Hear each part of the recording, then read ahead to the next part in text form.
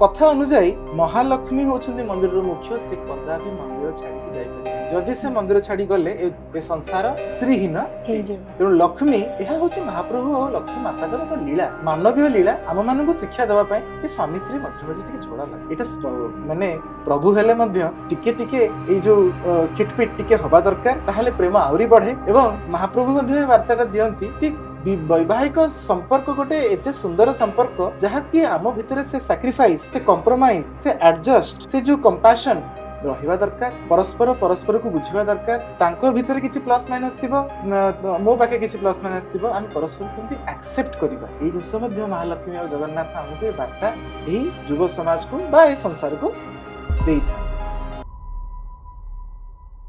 जगन्नाथ मंदिर बोली आमे काहे कहूछु आमे काहे कहू कारण जगन्नाथ जो रथ सिंहासन में बसछन्ती सेठी तो सुभद्रा बसछन्ती बलभद्र बसछन्ती बलभद्र मंदिर काहे जगन्नाथ मंदिर बोली कहूछु तो मंदिर प्रकृत नाम हो श्री मंदिर अर्थ कोन लक्ष्मी लक्ष्मी होछन्ती मंदिर रो मालिक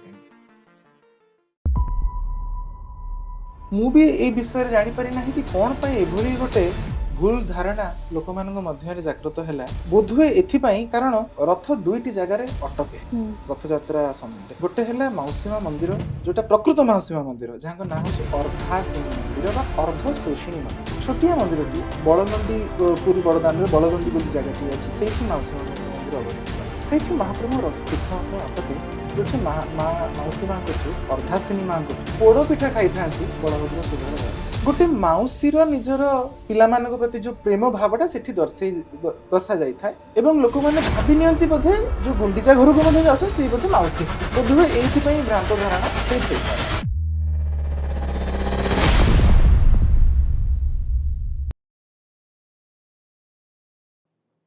नमस्कार आह्वान बहुत बहुत स्वागत आपन को हमर द ओडी चैटर पॉडकास्ट शो रे केमती अछंती मो बढ़िया अछि महाप्रभु को कृपाରୁ आपन केमती अछंती मो मध्य बहुत भल अछि थैंक यू आह्वान जेमती कि आपण किछि व्यक्तिगत कारण पई आपण किछि दिन हबा व्यस्त रहि जाइतले आमे मध्य किछि व्यक्तिगत कारण पई व्यस्त रहि जाइतिलु आ शूटिंग हेई पारु नथला तेबे आज जदि आमे एठी एकाठी हेचे तेबे निश्चित भाबे महाप्रभु श्री जगन्नाथंकर उपस्थिति अछि बोली ए जिंसटा संभव होइछि मोर विश्वास कि भगवान एठारे आम सहित उपस्थित अछंती से सब बेले आम सहित थांती निश्चित भाबरे तेबे जेते भी जगन्नाथ प्रेमी अछंती तांको दृष्टिभंगी रे जगन्नाथंक संज्ञा अलगा जगन्नाथंक परिभाषा अलगा जगन्नाथंकु ऊपर जो विश्वास अछि ताहा मध्ये अलगा अलगा समस्तंकर डिफरेंट डिफरेंट एक्सपीरियंस रही छै तबे निश्चित भाबे मु एठी जानिया को चाहेबी कि आपनक दृष्टिभंगी रे जगन्नाथ किए जेमिति कि आपण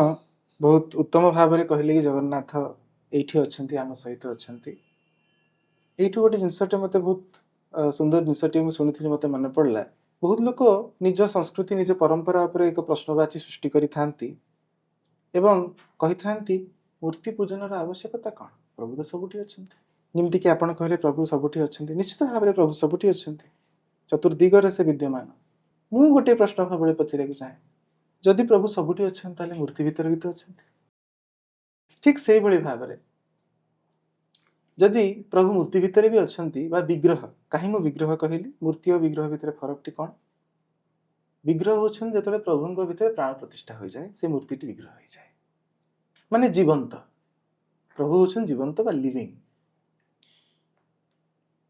एबे आसीबा आपनक प्रश्न को कि मो परिभाषा रे जगन्नाथ किए आम जदि कह जगन्नाथ को परम ब्रह्म ताहले पुणी प्रश्न में सृष्टि हो जदि से परम ब्रह्म ताहले सी गोटे साकार मूर्ति बा विग्रह रूप में कहीं श्रीमंदिर रत्न सिंहासन उपर विराजमान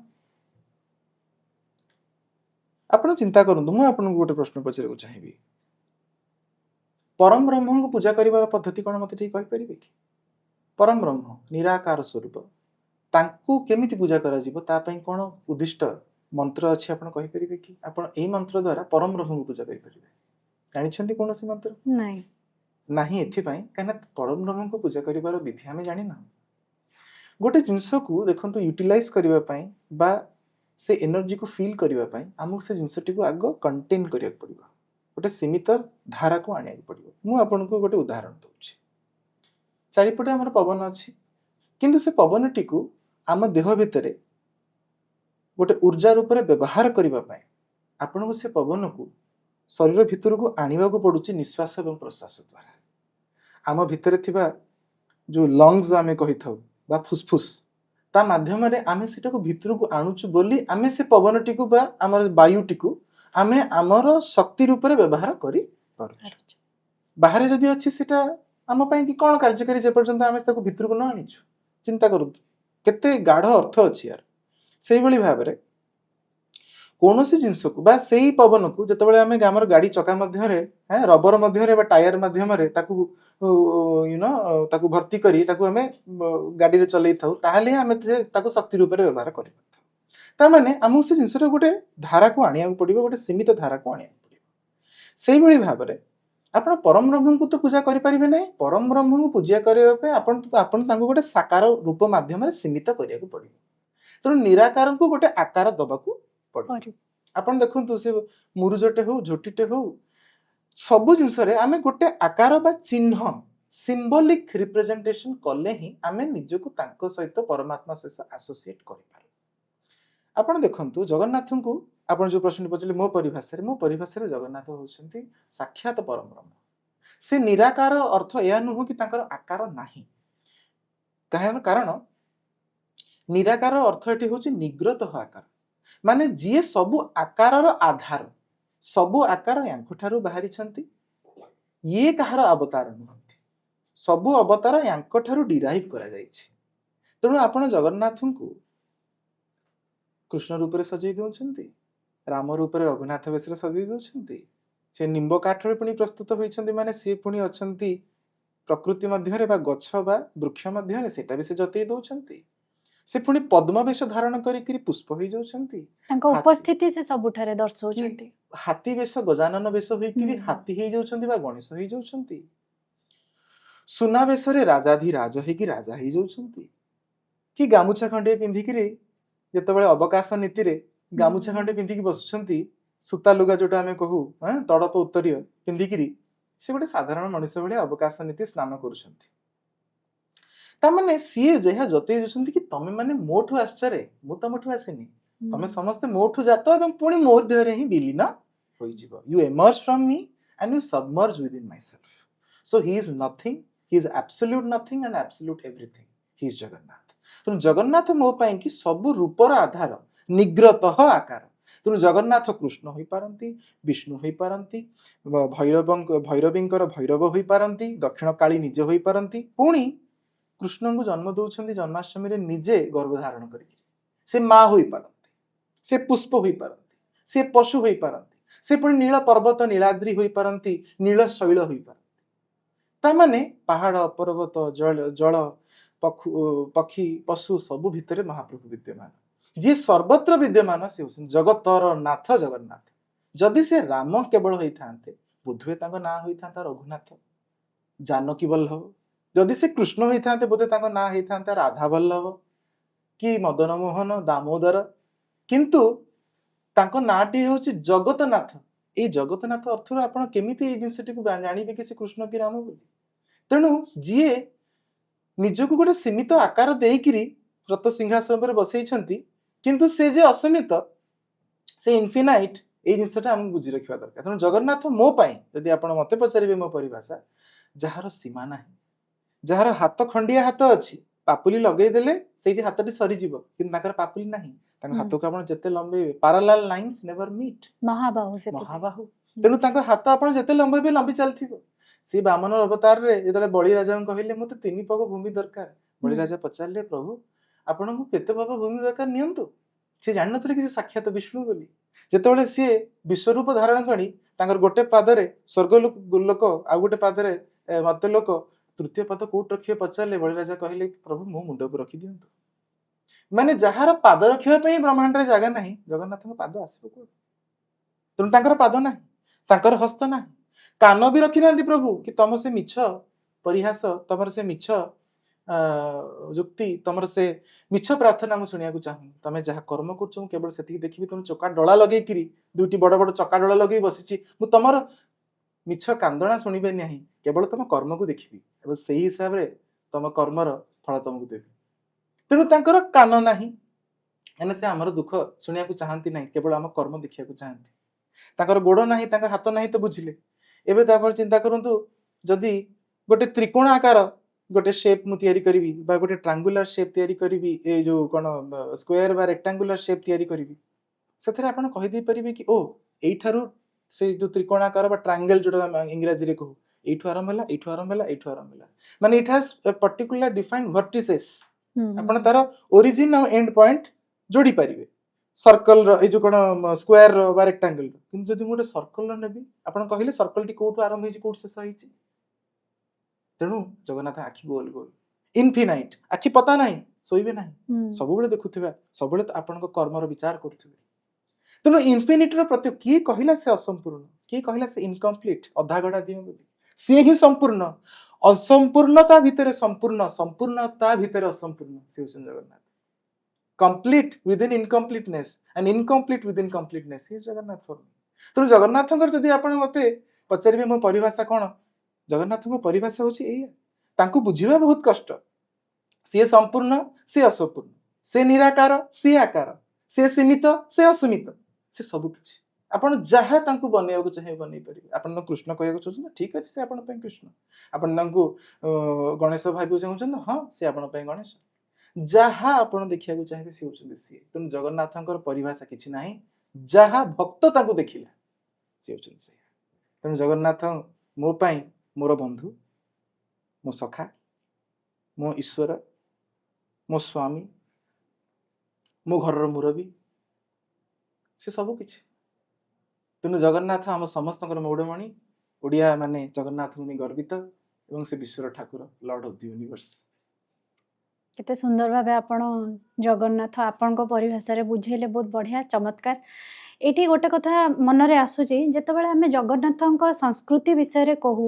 जोटा आम ओडिया लोक ओडिया घरर परंपरा सहित अंगी भाबे जड़ित तेबे जगन्नाथ संस्कृति कहले कौन खाली बुझाए कि संक्रांति पालिबा कि पूजा पाठ करवा जहाँ भी आमर नीति 12 मासरे 13 पर्व रही ताकू ही केवल पालिबाटा जगन्नाथ संस्कृति की एटा मते बुझांतु आदौ नुह देखंतु रिचुअल्स गोटे पर्टिकुलर प्रिंसिपल भितर सीमित या करिवो या पालन करिवो या मानिबो किंतु जगन्नाथ संस्कृति यार ऊर्ध्वरे जगन्नाथ संस्कृति केवल भक्ति को बुझे जगन्नाथ केवल भक्तर भक्ति को ही बुझाती एटा आपण बुझी रखिबा दरकार जगन्नाथ संस्कृति जे केवल एही परंपरागत पर्वपर्वाणी भितर सीमित ता कहले भूल हबो किंतु सेही पर्वपर्वाणी एवं परंपरा रु आमे कोन सिखिकी आम जीवन धारा रे ताकू उपयोग करूचे इंप्लीमेंट करूचे in our personal life that is Jagannath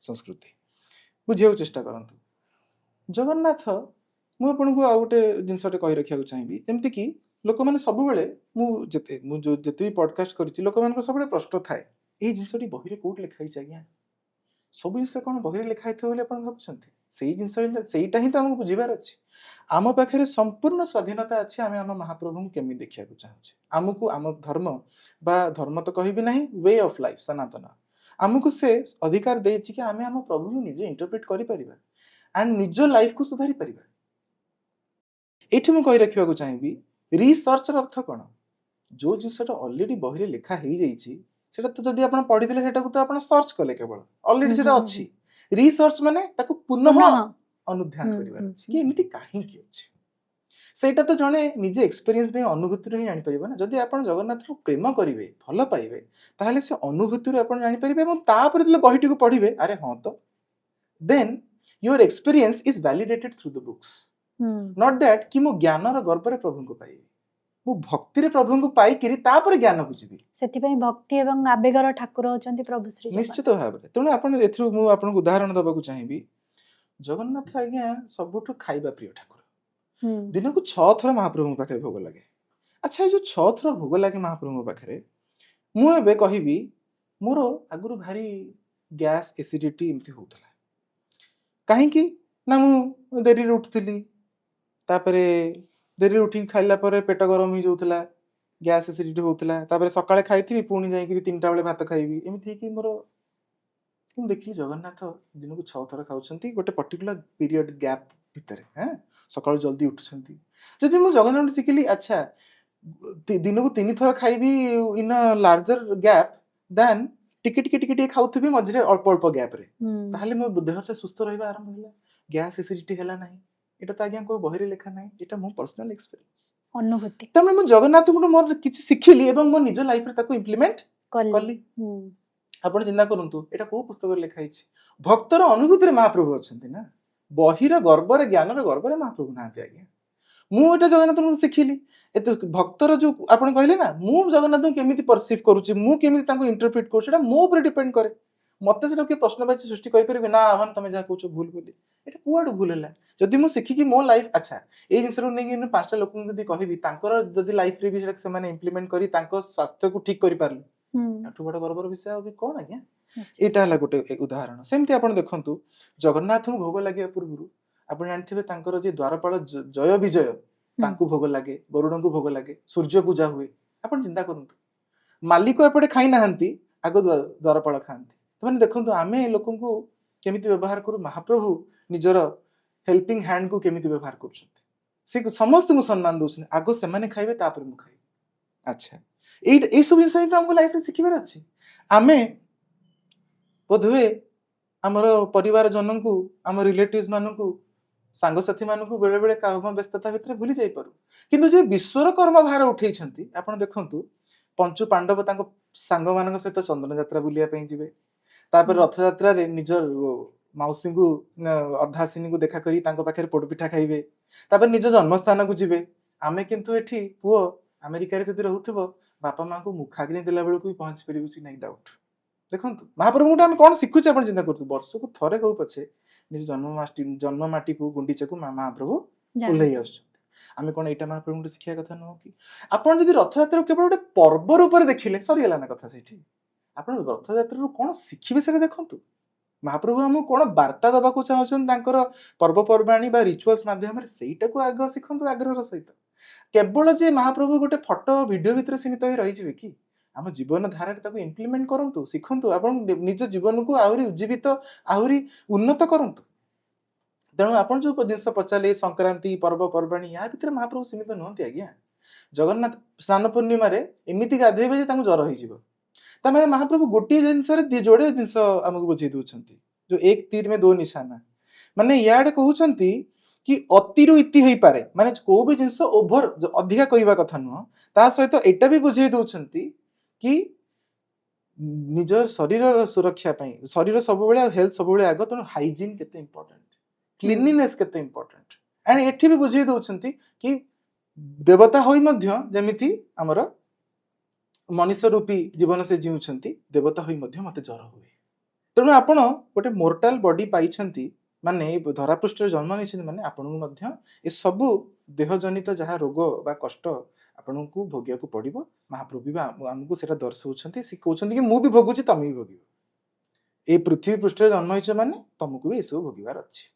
ତେଣୁ ଆପଣ ଚିନ୍ତା କରନ୍ତୁ ମହାପ୍ରଭୁଙ୍କର ପ୍ରତିଟି ଜିନିଷରୁ ଆମେ କିଛି କିଛି ଜିନିଷ ଶିଖୁଛେ। ବଳଭଦ୍ର ଆଗରେ ଯିବେ, ସୁଭଦ୍ରା ମଝିରେ ଯିବେ, ଜଗନ୍ନାଥ ପଛରେ ଯିବେ, ଭଉଣୀ ଯେମିତି ମଝିରେ ରହିବେ, ଭଉଣୀକୁ ସୁରକ୍ଷା ଦେବେ। ସବୁ ପ୍ରତିଟି ଜିନିଷରୁ ମହାପ୍ରଭୁଙ୍କଠୁ କିଛି ଶିଖିବାର ଅଛି। ତେଣୁ ମହାପ୍ରଭୁଙ୍କ ସଂସ୍କୃତି ଯେ କେବଳ ଏହି ପରମ୍ପରାଗତ ପର୍ବପର୍ବାଣୀରେ ସୀମିତ ତାହା ନୁହଁ, ଜୀବନରେ ତାର ଉପଲବ୍ଧି ହଉଛି ତାର ପ୍ରକୃତ ଅର୍ଥ। ମାନେ କହିବାର ଅର୍ଥ ହଉଛି କି ପ୍ରାକ୍ଟିକାଲ ଲାଇଫରେ ଆମେ କେତେ ଉପଯୋଗ କରିପାରୁଛୁ। ଡେଫିନେଟଲି ନିଶ୍ଚିତ ଭାବରେ। ତେବେ ଯେମିତି ଆମର 4ଟି ଧାମ ରହିଛି, ପୁରୀ ଶ୍ରୀକ୍ଷେତ୍ର କଥା ଯଦି କହିବା ସର୍ବଶ୍ରେଷ୍ଠ ଧାମ ବୋଲି କୁହାଯାଏ, ଏଇଟା କଣ ପାଇଁ କୁହାଯାଏ କି ସର୍ବଶ୍ରେଷ୍ଠ ଧାମ? ବହୁତ ବଢିଆ। ଦେଖନ୍ତୁ 4 ଧାମକୁ ସ୍ୱୀକୃତି ଦେଇଛନ୍ତି କିଏ? ଆଦି ଶଙ୍କରାଚାର୍ଯ୍ୟ। ଶଙ୍କରାଚାର୍ଯ୍ୟ। 4 ଦିଗରେ ବସେଇବାର ଅର୍ଥ ଭାରତବର୍ଷକୁ ସନାତନ ଧର୍ମକୁ ଯୋଡ଼ିକି ରଖିବା, ବାନ୍ଧିକି ରଖିବା ପାଇଁ, ସେଥିପାଇଁ 4 ଦିଗରେ ସେ ସ୍ୱୀକୃତି ଦେଲେ ଏବଂ ହିନ୍ଦୁ ଧର୍ମର ବା ସନାତନ ଧର୍ମର ପ୍ରମୁଖ ଧର୍ମସ୍ଥଳୀ ହିସାବରେ ଏକୁ ମାନ୍ୟତା ଦିଆଗଲା। କିନ୍ତୁ ଜଗନ୍ନାଥଙ୍କୁ କଳିଯୁଗ, ସବୁ ଯୁଗର ଗୋଟେ ଗୋଟେ ଧାମ ଅଛି, କିନ୍ତୁ କଳିଯୁଗର ଧାମ ହଉଛି ଜଗନ୍ନାଥ ଧାମ। ଆଚ୍ଛା, କଳିଯୁଗର ଧାମ ଜଗନ୍ନାଥଙ୍କୁ କାହିଁକି ସବୁଠୁ ମାନ୍ୟତା ଦିଆଯାଇଛି? କାରଣ ଜଗନ୍ନାଥ ଏଠି ପରମ ବ୍ରହ୍ମ ରୂପରେ ଅଛନ୍ତି। ଆପଣ ବଦ୍ରୀନାଥ ଯାଆନ୍ତୁ, ଆପଣ ସେଠି ବିଷ୍ଣୁ ରୂପରେ ପାଇବେ। ଆପଣ ଦ୍ୱାରିକା ରୂପକୁ ଯାଆନ୍ତୁ, ଆପଣ କୃଷ୍ଣ ରୂପରେ ପାଇବେ, ରାଜା କୃଷ୍ଣ, ଦ୍ୱାରିକାର ରାଜା। ରାମେଶ୍ୱରମ ଯାଆନ୍ତୁ, ଆପଣ ରାମ ରୂପରେ ପାଇବେ ଏବଂ ଶିବ ରୂପରେ ପାଇବେ, ରାମ ଈଶ୍ୱରମ। ସେଠି ଶିବଙ୍କୁ ରାମ ଆରାଧନା କରିଥିଲେ, ତେଣୁ ଆପଣ ଶିବ ବା ରାମଙ୍କୁ ପାଇବେ। ଏଠିକି ଆସୁ ତ ଆପଣ କାହାକୁ ପାଇବେ? ଆପଣ ନିରାକାର ସ୍ୱରୂପକୁ ପାଇବେ, ଯାହାର ଆକାର ନାହିଁ, ପୁଣି ସବୁ ଆକାର ତାଙ୍କଠୁ ହିଁ ବାହାରିଛନ୍ତି। ତେଣୁ ପରବ୍ରହ୍ମ ଯୋଉଠି ପୂଜିତ, ଯୋଉଠି ମାନେ ମୁଁ କହିବି ଯେମିତି ଲିଙ୍ଗରାଜ ଏଇଠି ଓଡ଼ିଶାରେ ଅଛନ୍ତି, ସବୁ ଲିଙ୍ଗଙ୍କର ଯିଏ ରାଜା, ସେମିତି ଯିଏ ସବୁ ଦେବତାଙ୍କର ରାଜା ଜଗନ୍ନାଥ ଏଇଠି ଅଛନ୍ତି। ତେଣୁ ସବୁ ଧାମର ମୁଖ୍ୟ ହଉଛନ୍ତି ଶ୍ରୀ ଜଗନ୍ନାଥ ଧାମ। ଆପଣ ଦେଖିବେ ପୁରୀ ଧାମକୁ ପୁଣି ଇମ୍ପୋର୍ଟାଣ୍ଟ କହିବାର ଏଠି ତାତ୍ପର୍ଯ୍ୟ ହଉଛି, ଏଇ ଧାମରେ ଦର୍ଶନ ମାତ୍ରେ ମୁକ୍ତି। ବ୍ରହ୍ମ କେବଳ ଜଗନ୍ନାଥ ଭିତରେ ଅଛନ୍ତି ତା ନୁହଁ, ଅନ୍ନକୁ ବି ବ୍ରହ୍ମର ରୂପ ଦିଆଯାଇଛି, ମାନେ ମହାପ୍ରସାଦ ପ୍ରାପ୍ତି କଲେ ବି ଆପଣ ଏଠି ମୁକ୍ତି। ଯମ ଦଣ୍ଡରୁ ଆପଣଙ୍କୁ ମୁକ୍ତି। ଏଠି ଯିଏ ସ୍ୱର୍ଗ ଦ୍ୱାରରେ ଯାହାଙ୍କର ଶେଷକୃତ୍ୟ ହୋଇଥାଏ, ତାଙ୍କୁ ମଧ୍ୟ କୁହାଯାଏ କି ଯମଙ୍କ ଦଣ୍ଡରୁ ବା ଯମଙ୍କର କାର୍ଯ୍ୟରୁ ସେ ମୁକ୍ତି, ମାନେ ଯମଙ୍କର ଏଠି କୌଣସି କାର୍ଯ୍ୟ ନାହିଁ ପୁରୀରେ, ଏଟା ମୁକ୍ତି ଧାମ। ଇଏ ଭୋଜନ କ୍ଷେତ୍ର, ଇଏ ପୁଣି ପୁରୀ। ପୁରୀର ଅର୍ଥ ଏଠି ହଉଛି ପୂର୍ଣ୍ଣତା। ଅଗେନ୍ ମୋ ପରସେପ୍ସନ, ପୁରୀର ଅର୍ଥ ବହୁ ଜଣ କହନ୍ତି ପୁରୁଷୋତ୍ତମ କ୍ଷେତ୍ର। କିନ୍ତୁ ଏଠି ଯଦି ଆପଣ ଦେଖିବାକୁ, ଯଦି ଆପଣ ଟିକେ ପ୍ରାକ୍ଟିକାଲି ଜିନିଷ, ଲଜିକାଲି ଜିନିଷ ଭାବିବେ, ଆପଣ ବାହାଘରଟି ହେଲା, ବ୍ରତଘରଟି ହେଲା, ଆଗ କାର୍ଡଟେ ଦେବେ ଜଗନ୍ନାଥ। ମାନେ ଆମର ସବୁ ଜିନିଷ ଆରମ୍ଭ ହବ ଜଗନ୍ନାଥଙ୍କଠୁ। ଯେତେବେଳେ ମଣିଷ ଦେହ ତ୍ୟାଗ କରିବ ବି ଜଗନ୍ନାଥଙ୍କ ପାଖରେ ଆମର ସବୁ ସରିବ। ଯେତେବେଳେ ସବୁ କାର୍ଯ୍ୟ ସରିବ, ଆପଣ ପ୍ରୟାଗରାଜ ଯାଆନ୍ତୁ, ଗୟା ଯାଆନ୍ତୁ, ଯୋଉଠି ପିଣ୍ଡ ଦାନ କରିକିରି ବିସର୍ଜନ, ଅସ୍ଥି ବିସର୍ଜନ କରନ୍ତୁ, ଆସିବେ ପୁରୀକୁ ହିଁ, ସବୁ କାମ ସରିଯିବା ପରେ ବ୍ରାହ୍ମଣ ଭୋଜନ ହବ ଏବଂ ସବୁ କାର୍ଯ୍ୟ ଜଗନ୍ନାଥଙ୍କ ଦର୍ଶନ ସହିତ ସବୁ କାର୍ଯ୍ୟ ସରିବ। ମାନେ ଯୋଉଠି ସବୁ କାର୍ଯ୍ୟ ପୂର୍ଣ୍ଣ ହୁଏ, ଫୁଲଫିଲମେଣ୍ଟ ବା କମ୍ପ୍ଲିସନ, ସେ ହଉଛି ପୁରୀ ଧାମ। ତେଣୁ ଆପଣ ଯୋଉଠିକି ବି ଯାଆନ୍ତୁ, ଯେମିତି 4 ଧାମ ଯାତ୍ରା କମ୍ପ୍ଲିଟ ହୁଏ ପୁରୀ ଠାରେ, 4 ଯୁଗର 4ଟି ଧାମ କଳି ଯୁଗରେ ସମାପ୍ତ ହୋଇଥାଏ ଜଗନ୍ନାଥଙ୍କ ପାଖରେ। ତେଣୁ ଏ ସବୁ କାର୍ଯ୍ୟ ପାଇଁ ଯୋଉ ଧାମରେ ଆପଣଙ୍କର ସବୁ କାର୍ଯ୍ୟର ପୂର୍ଣ୍ଣାହୁତି ହୋଇଥାଏ, ମୁଣ୍ଡି ମାରିଥାନ୍ତି ବା ସେଇ କାର୍ଯ୍ୟଟିକୁ ସେଇଠି ସମାପ୍ତ କରାଯାଇଥାଏ, ସେ ହଉଛି ପୁରୀ। ସେଥିପାଇଁ ଜଗନ୍ନାଥ ଧାମକୁ କଳିଯୁଗର ଧାମ କୁହାଯାଇଛି ଏବଂ 4 ଧାମରୁ ମୁଖ୍ୟ ଧାମର ମାନ୍ୟତା ଦିଆଯାଇଛି। ତେବେ ଆମର ଶ୍ରୀକ୍ଷେତ୍ର ଧାମ ପୁରୀ ଠାରେ ପ୍ରଭୁଙ୍କର ଅନେକ ରୀତିନୀତି ସବୁବେଳେ ଚାଲିଥାଏ, ତା ମଧ୍ୟରୁ ଚନ୍ଦନ ଯାତ୍ରା ଅନ୍ୟତମ। ତେବେ ଚନ୍ଦନ ଯାତ୍ରାରେ ପ୍ରଭୁଙ୍କର ଚଳନ୍ତି ପ୍ରତିମା ଆମେ ଦେଖିବାର ସୌଭାଗ୍ୟ ମୁଁ ଏ ବର୍ଷ ପାଇଥିଲି, ଯୋଉଟାକି ମୁଁ କେବେ ଆଗରୁ ଦେଖିନଥିଲି। ତେବେ ମୋତେ ଚନ୍ଦନ ଯାତ୍ରା ବିଷୟରେ ଟିକେ କୁହନ୍ତୁ, ଯୋଉଟାକି ଲୋକମାନେ ତା ବିଷୟରେ ଯୋଉ ଜିନିଷଟା ଜାଣିନଥିବେ। ଦେଖନ୍ତୁ, ଚନ୍ଦନ ଯାତ୍ରା ବିଷୟରେ ଲୋକମାନେ ଜାଣିଛନ୍ତି କି ଏଇଟା ହଉଛି ମହାପ୍ରଭୁଙ୍କର ଗୋଟେ ନୌକା ବିହାର, କିନ୍ତୁ ଚନ୍ଦନ ଯାତ୍ରା ଭିତରେ ଯୋଉ ରହସ୍ୟଟି ଲୁଚି ରହିଛି ସେଟା ଲୋକ ବୁଝିପାରନ୍ତି ନାହିଁ। ମୁଁ ଅନେକ ବାର ଅନ୍ୟ ଜାଗାରେ ମଧ୍ୟ ଏ ବିଷୟରେ ଆଲୋଚନା କରିଛି କି ଚନ୍ଦନ ହଉଛି ଯୋଉ ଥଣ୍ଡା ପ୍ରଦାନ କରିବା ଜିନିଷ, ମାନେ ଆପଣଙ୍କୁ ଶୀତଳତା ପ୍ରଦାନ କରିବା ଜିନିଷ। ଯେତେବେଳେ ଆମେ ଚନ୍ଦନ ଲଗାଉ ଆମକୁ ଥଣ୍ଡା ଲାଗେ, ସେଇଭଳି ଭାବେ ଯେହେତୁ ମାନବୀୟ ଲୀଳା କରୁଛନ୍ତି ପ୍ରଭୁ, ତାଙ୍କୁ ଆମ ପରି ମଣିଷ ପରି ବି ଗରମ ଲାଗୁଛି ଗ୍ରୀଷ୍ମ ଋତୁରେ। ତେଣୁ ମହାପ୍ରଭୁ ନୌକା ବିହାର କରିବାକୁ ଚାହାନ୍ତି, ଯୋଉଟା କି ଆମେ କହୁଛୁ ତାଙ୍କର ଗୋଟେ ରିକ୍ରିଏସନ ଟାଇମ ଆପଣ କହିପାରିବେ, ନିଜ ସାଙ୍ଗସାଥୀଙ୍କ ସହିତ ଏବଂ 2ଟି ପତ୍ନୀଙ୍କ ସହିତ, ଶ୍ରୀଦେବୀ ଏବଂ ଭୂଦେବୀ। 2ଟି ପତ୍ନୀ ଏବେ କାହିଁ କହିଲି, ଲୋକ ଏଇଟା ବି ବୁଝିବା ଦରକାର। ଲକ୍ଷ୍ମୀ ଆଉ ଶ୍ରୀଦେବୀ, ମାନେ ଲକ୍ଷ୍ମୀ ହଉଛନ୍ତି ଶ୍ରୀଦେବୀ ଆଉ ଭୂଦେବୀ ହଉଛନ୍ତି ଧରିତ୍ରୀ। ସେ କଣ ଭିନ୍ନ କି? ଜଣେ ହଉଛନ୍ତି ଅନ୍ନପୂର୍ଣ୍ଣା। ଅନ୍ନ ଆସୁଛି କୋଉଠୁ? ଭୂମିରୁ। ଆମେ ଯାହାବି ଆମର ଶସ୍ୟ ଧାନ ଆମେ ଲଗଉଛୁ, ତାମାନେ ଅନ୍ନପୂର୍ଣ୍ଣା ଧରିତ୍ରୀ ଅଲଗା ନୁହନ୍ତି, ସେ ସମାନ ଶକ୍ତିର 2ଟା ସ୍ୱରୂପ। ତେଣୁ ମହାପ୍ରଭୁ ଲକ୍ଷ୍ମୀକୁ ଯେମିତି ଧାରଣ କରିଛନ୍ତି, ସେଇ ହିସାବରେ ଭୂମିଙ୍କୁ ମଧ୍ୟ ଧାରଣ କରିଛନ୍ତି। କାହିଁକି ଆପଣ ଜାଣିଛନ୍ତି, ବରାହ ରୂପରେ ଭୂମି ବା ଧରିତ୍ରୀକୁ ମହାପ୍ରଭୁ ଧାରଣ କରିଛନ୍ତି। ଏବେ ମଦନ ମୋହନ ହଉଛନ୍ତି ପ୍ରଭୁଙ୍କର ଉତ୍ସବ ମୂର୍ତ୍ତି ବା ଚଳନ୍ତି ପ୍ରତିମା। ମଦନ ମୋହନଙ୍କ ସହିତ ଶ୍ରୀଦେବୀ ଭୂଦେବୀ କୋଉଥିରେ ବିରାଜମାନ କରନ୍ତି ନା ମଣି ବିମାନ। ଯୋଉ ବିମାନରେ ପ୍ରଭୁଙ୍କୁ ନିଆଯାଏ ସେଟା ନା ମଣି ବିମାନ, ଅତ୍ୟନ୍ତ ସୁନ୍ଦର ବିମାନ। ଏବଂ ଯେତେବେଳେ ପଟୁଆର ବାହାରେ ଲୋକମାନେ ଯାଆନ୍ତି, ଭାରି ସୁନ୍ଦର ମନମୋହକ ଦୃଶ୍ୟ। ଗୋଟେ ବଢିଆ ଗୀତଟେ ମୋର ମନେ ପଡୁଛି, ମଣି ବିମାନେ ଗୋବିନ୍ଦ, ମଣି ବିମାନେ ଗୋବିନ୍ଦ। ଏଇ ଗୀତଟି ଗାଇ ଗାଇ ଲୋକମାନେ ଯୋଉ ମୃଦଙ୍ଗ ଏବଂ ବିଭିନ୍ନ ମ୍ୟୁଜିକାଲ ଇନଷ୍ଟ୍ରୁମେଣ୍ଟ ସହିତ ଯାଆନ୍ତି, ବହୁତ ସୁନ୍ଦର ପରିବେଶ କ୍ରିଏଟ ହୋଇଥାଏ। ଆଚ୍ଛା, କୋଉଠି ଯାଇ ପହଞ୍ଚନ୍ତି ନା ନରେନ୍ଦ୍ର ପୁଷ୍କରିଣୀରେ। ନରେନ୍ଦ୍ର ପୁଷ୍କରିଣୀରେ ଏହି ପର୍ବଟି ଆମେ ଅବଲୋକନ କରିଥାଉ। କିନ୍ତୁ ସେଠି ଯୋଡ଼େ ଡଙ୍ଗାରେ, ଗୋଟେ ଡଙ୍ଗାରେ ପ୍ରଭୁ ବିରାଜମାନ କରନ୍ତି ଦେବୀଙ୍କ ସହିତ, ଶ୍ରୀଦେବୀ ଭୂଦେବୀଙ୍କ ସହିତ, ଆଉ ଗୋଟେ ଡଙ୍ଗାରେ ବିଜେ କରନ୍ତି ପଞ୍ଚମହାଦେବ। କିଏ ସେ ପଞ୍ଚମହାଦେବ? ନା ଲୋକନାଥ, ଜମ୍ବେଶ୍ୱର, ନୀଳକଣ୍ଠେଶ୍ୱର, ମାର୍କଣ୍ଡେଶ୍ୱର ଏବଂ କପାଳ ମୋଚନ। ପଞ୍ଚମହାଦେବ ବା ପଞ୍ଚୁ ପାଣ୍ଡବ ମଧ୍ୟ କୁହାଯାଏ। ତାଙ୍କୁ ପ୍ରଭୁଙ୍କର ସାଙ୍ଗ ବୋଲି କୁହାଯାଏ। ତେଣୁ ସାଙ୍ଗଙ୍କ ସହିତ ପ୍ରଭୁ ଡଙ୍ଗାରେ ବୁଲିଥାନ୍ତି ଏବଂ ୟାକୁ ବାହାର ଚନ୍ଦନ ଯାତ୍ରା କୁହାଯାଏ, ଯୋଉଟା କି 21 ଦିନ। ତେଣୁ ଟୋଟାଲ ଯଦି ଆମେ ଦେଖିବା ଚନ୍ଦନ ଯାତ୍ରା ହେଉଛି 42 ଦିନର, ସେଥିରୁ 21 ଡେଜ୍ ହେଉଛି ବାହାର ଚନ୍ଦନ ଯାତ୍ରା, ଆଉ 21 ଡେଜ୍ ହେଉଛି ଭିତର ଚନ୍ଦନ ଯାତ୍ରା।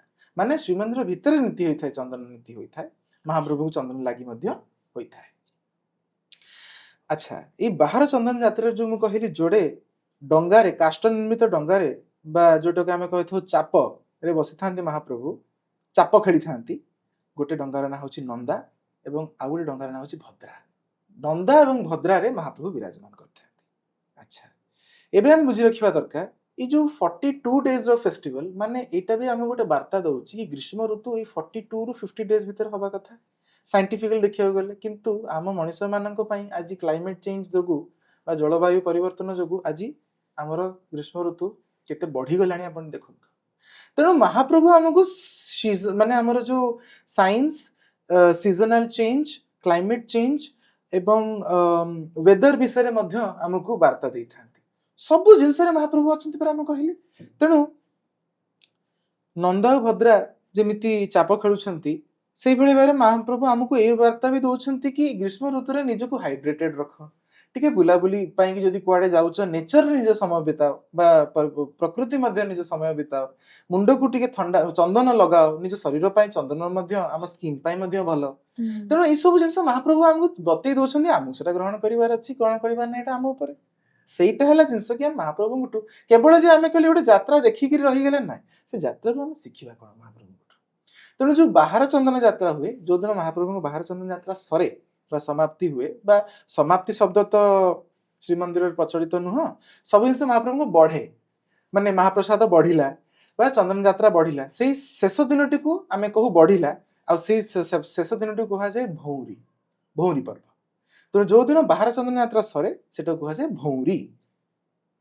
ତେଣୁ ଚନ୍ଦନ ଯାତ୍ରାରୁ ଆମକୁ ନେଚର ବିଷୟରେ, ଆମର ୱେଦର ବିଷୟରେ, ଆମ ଶରୀରକୁ ଆମେ କେମିତି ଗ୍ରୀଷ୍ମ ଋତୁରେ ସୁରକ୍ଷିତ ରଖିବା ତା ବିଷୟରେ, ସାଙ୍ଗସାଥୀଙ୍କ ସହିତ କେମିତି ଆମେ ସୁସମ୍ପର୍କ ସ୍ଥାପନା କରିବା ତା ବିଷୟରେ, ଏତେ ସାରା ଜିନିଷ ଆମେ ଗୋଟିଏ ପର୍ବରୁ ଶିଖିବାକୁ ପାଉଛେ।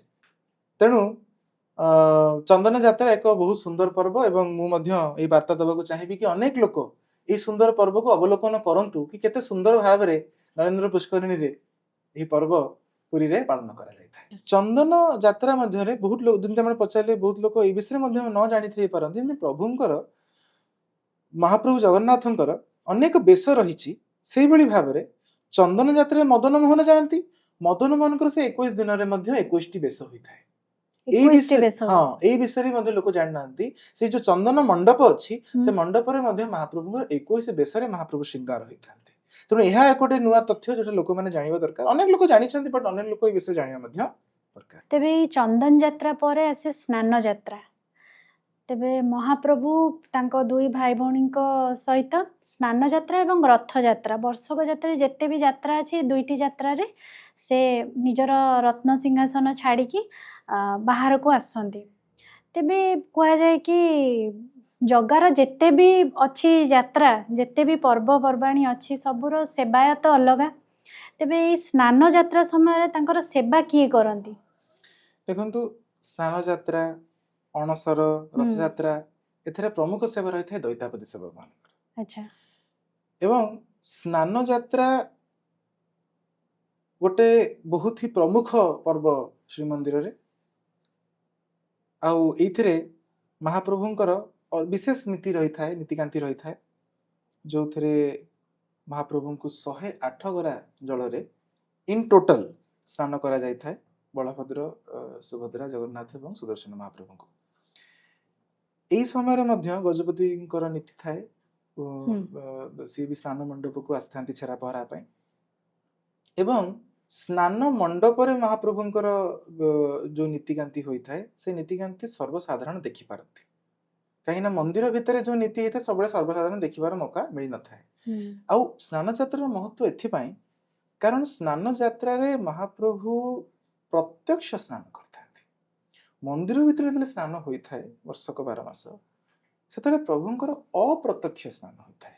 ମାନେ ପ୍ରଭୁଙ୍କ ସାମ୍ନାରେ ଯୋଉ ଆଇନା ରଖାଯାଇଥାଏ ବା ଦର୍ପଣ ରଖାଯାଇଥାଏ, से दर्पण रे प्रभुंकर जो रिफ्लेक्शन टी बा प्रतिबिंबटी पड़ी थाए से ताकू स्नान करा जाय थाए दर्पण स्नान तो कहा जाय थाए किंतु एथरे महाप्रभुंकर दिव्य काष्ठ निर्मित विग्रह रे पानी स्पर्श करि थाए सुबासित जल जल स्पर्श करि थाए से जल आसे कोठू ना शीतला माता पाखरे जो कूप अछि सेई जल सेई कूपरू ही जल आसिकिरी महाप्रभु स्नान करथांती एवं एहा परे महाप्रभु को ज्वर होई थाए बोली कुहा जाए एवं महाप्रभु अणसर को जाई थांती एवं 15 दिन पर्यंत दर्शन बंद रही थाए महाप्रभुंकर किंतु सही समय रे पट्टिदिय विजय होई थांती पट्टिदिय अर्थात पट्टचित्र रे निर्मित महाप्रभुंकर रिप्रेजेंटेटिव प्रतिमा जोटा कुहा इमेज कहि परिबा तांकु पूजा करा जाय थाए सेही 15 दिन एवं 15 दिन पर महाप्रभुंकर नेत्रोत्सव और नवजौवन दर्शन हला पर रथ यात्रा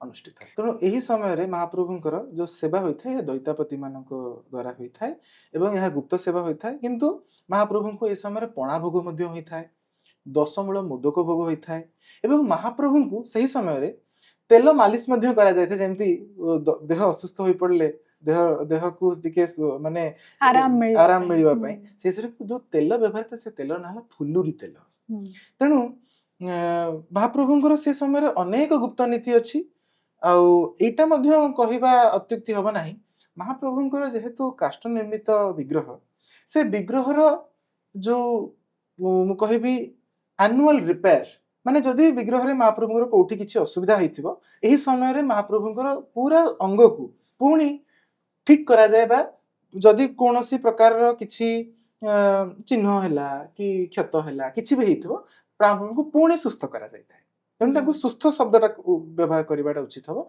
महाप्रभु पुनश्च सुस्थ कर दिया जाय थाए जे ताकर मनीष भलिया देह पुरा मनीष माने आमे जेमिति मनीष हमर जेमिति कोठी खंडिया हे गेला कोन हैला महाप्रभुंकर भी हुए तेणु महाप्रभु को पूरा सेठी जो कहते तांकर विग्रह को जो रिपेयर करबा बा मेंटेन करबार ए प्रक्रिया ए 15 दिन में मध्ये होई थाए तेणु ए सब गुप्त एहा सब बेले आलोचनार विषय नुह किंतु एटा जानि रखिबा दरकार कि यहा पछरे मध्ये केमिति साइंटिफिक इंटरप्रिटेशन मु सब जिंस रे आपन साइंटिफिक इंटरप्रिटेशन दउची आपन जदि मन रखथिबे तले हमर पैंडेमिक हेतिला तले कोविड कोरोना हेतिला पूरा विश्व चिंतित थिला एही समय रे आपन जानिथिबे आम माननीय प्रधानमंत्री मध्ये आसिक ही वार्ता देइथिले लोक मानकु कि जेहेतु एबे कोविड महामारी व्यापीची आपण समस्ते घर भितरे 2 सप्ताह रुहंतु क्वारंटाइन रुहंतु 2 सप्ताह माने 14 दिन पई कि समस्त घर रुहंतु so that we can break the chain व्यापीबो नाही ऑल्दो सेटा को हम प्रैक्टिकली इंप्लीमेंट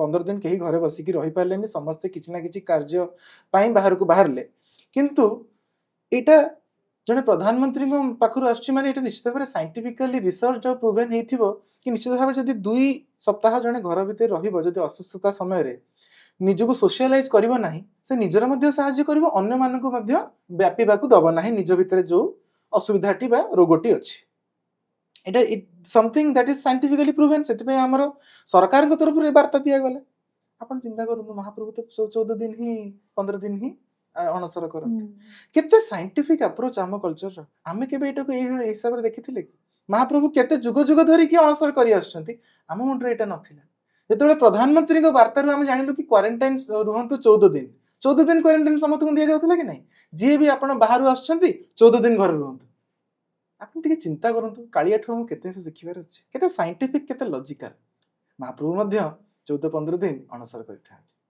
आ सही समय रे अलारनाथ को दर्शन करबा महाप्रभु सहित महाप्रभुंकर दर्शन करबा जहा अलारनाथ को दर्शन करबा सेठी पुण्य मिल थाए बोली ब्रह्मगिरी स्थित पुरी ठारे अलारनाथ को दर्शन करबा पे भक्तगण जाई थाते तबे या परे आस्थाय रथ यात्रा रो महात्म्य कोठी ना कोठी आपण प्रथम रु टिके कहि जंदी तबे कहंती कि एई समय रे प्रभु माउसी माँ मंदिर को जाती बोली बहुत जन कहती जोटा आपण कहले प्रथम रे कि जन्म स्थान को जाई थांती काहे कि ए भ्रांत धारणाटा अच्छी कि माउसी माँ मंदिर को जाउचंती बोली प्रभु मु भी ए विषय रे जानि पारि नाही कि कोन पई एभली गोटे भूल धारणा लोक मानक मध्य रे जागृत हैला बोधवे एथि पई कारण रथ दुईटी जगह रे अटके रथ यात्रा समय रे गोटे हैला माउसी माँ मंदिर जोटा प्रकृत माउसी माँ मंदिर जहाँ ना होछि अर्धासिनी मंदिर बा अर्ध शोषिणी मंदिर छोटिया मंदिरटी बळगंडी ପୁରୀ ବଡ଼ଦାଣ୍ଡରେ ବଳଗଣ୍ଡି ବୋଲି ଜାଗାଟି ଅଛି, ସେଇଠି ମାଉସୀ ମାଙ୍କ ମନ୍ଦିର ଅବସ୍ଥିତ। ସେଇଠି ମହାପ୍ରଭୁଙ୍କ ରଥ କିଛି ସମୟ ପାଇଁ ଅଟକେ, ଯୋଉଠି ମାଉସୀ ମାଙ୍କଠୁ ଅର୍ଦ୍ଧାସିନୀ ମାଙ୍କଠୁ ପୋଡ଼ ପିଠା ଖାଇଥାନ୍ତି ବଳଭଦ୍ର ସୁଭଦ୍ରା ଜଗନ୍ନାଥ। ଗୋଟେ ମାଉସୀର ନିଜର ପିଲାମାନଙ୍କ ପ୍ରତି ଯୋଉ ପ୍ରେମ ଭାବଟା ସେଠି ଦର୍ଶା ଯାଇଥାଏ ଏବଂ ଲୋକମାନେ ଭାବି ନିଅନ୍ତି ବୋଧେ ଯୋଉ ଗୁଣ୍ଡିଚା ଘରକୁ ମଧ୍ୟ ଯାଉଛନ୍ତି ସେଇ ବୋଧେ ମାଉସୀ ହିଁ। ବୋଧହୁଏ ଏଇଥିପାଇଁ ଭ୍ରାନ୍ତ ଧାରଣା ହେଇଥାଇପାରେ, କିନ୍ତୁ ସଠିକ ତଥ୍ୟ ତ ନିଶ୍ଚିତ ଭାବେ ଜାଣି ରଖିବା ଦରକାର କି ଜଗନ୍ନାଥ ଯାଆନ୍ତି ଗୁଣ୍ଡିଚା ମନ୍ଦିରକୁ, ଯାହା ଶ୍ରୀମନ୍ଦିର ଠାରୁ 3 କିଲୋମିଟର ଦୂରରେ ବଡ଼ଦାଣ୍ଡ ଦେଇକି ମହାପ୍ରଭୁ ଯାଇଥାନ୍ତି ଏବଂ ସେଠାରେ 7 ଦିନ ଅବସ୍ଥାନ କରିଥାନ୍ତି ଗୁଣ୍ଡିଚା ମନ୍ଦିରରେ।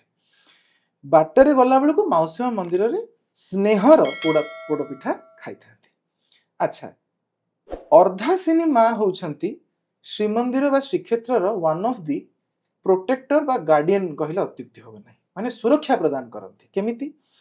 ଅର୍ଦ୍ଧାସିନୀ ନାଁ କୋଉଠୁ ଆସିଲା? ଅର୍ଦ୍ଧ ଶୋଷିଣୀ, ତାଙ୍କ ନାଁ ହଉଛି ପ୍ରକୃତ ଅର୍ଦ୍ଧ ଶୋଷିଣୀ। ମାନେ ଏହା କଥା ରହିଛି କି ଶ୍ରୀମନ୍ଦିର ବା ପୁରୀ ଶ୍ରୀକ୍ଷେତ୍ରରେ ଦିନେ ଏମିତିଆ ପରିସ୍ଥିତି ବିପର୍ଯ୍ୟୟ ହୋଇଥିଲା ଯେ ପାଣିରେ ବୁଡ଼ିବାର ପରିସ୍ଥିତି ଆସିଯାଇଥିଲା ଏବଂ ମା ସମସ୍ତ ପାଣିକୁ ଶୋଷି ନେଇଥିଲେ ପୁରୀ ସହରକୁ ବା ଶ୍ରୀକ୍ଷେତ୍ରକୁ ରକ୍ଷା କରିବା ପାଇଁ।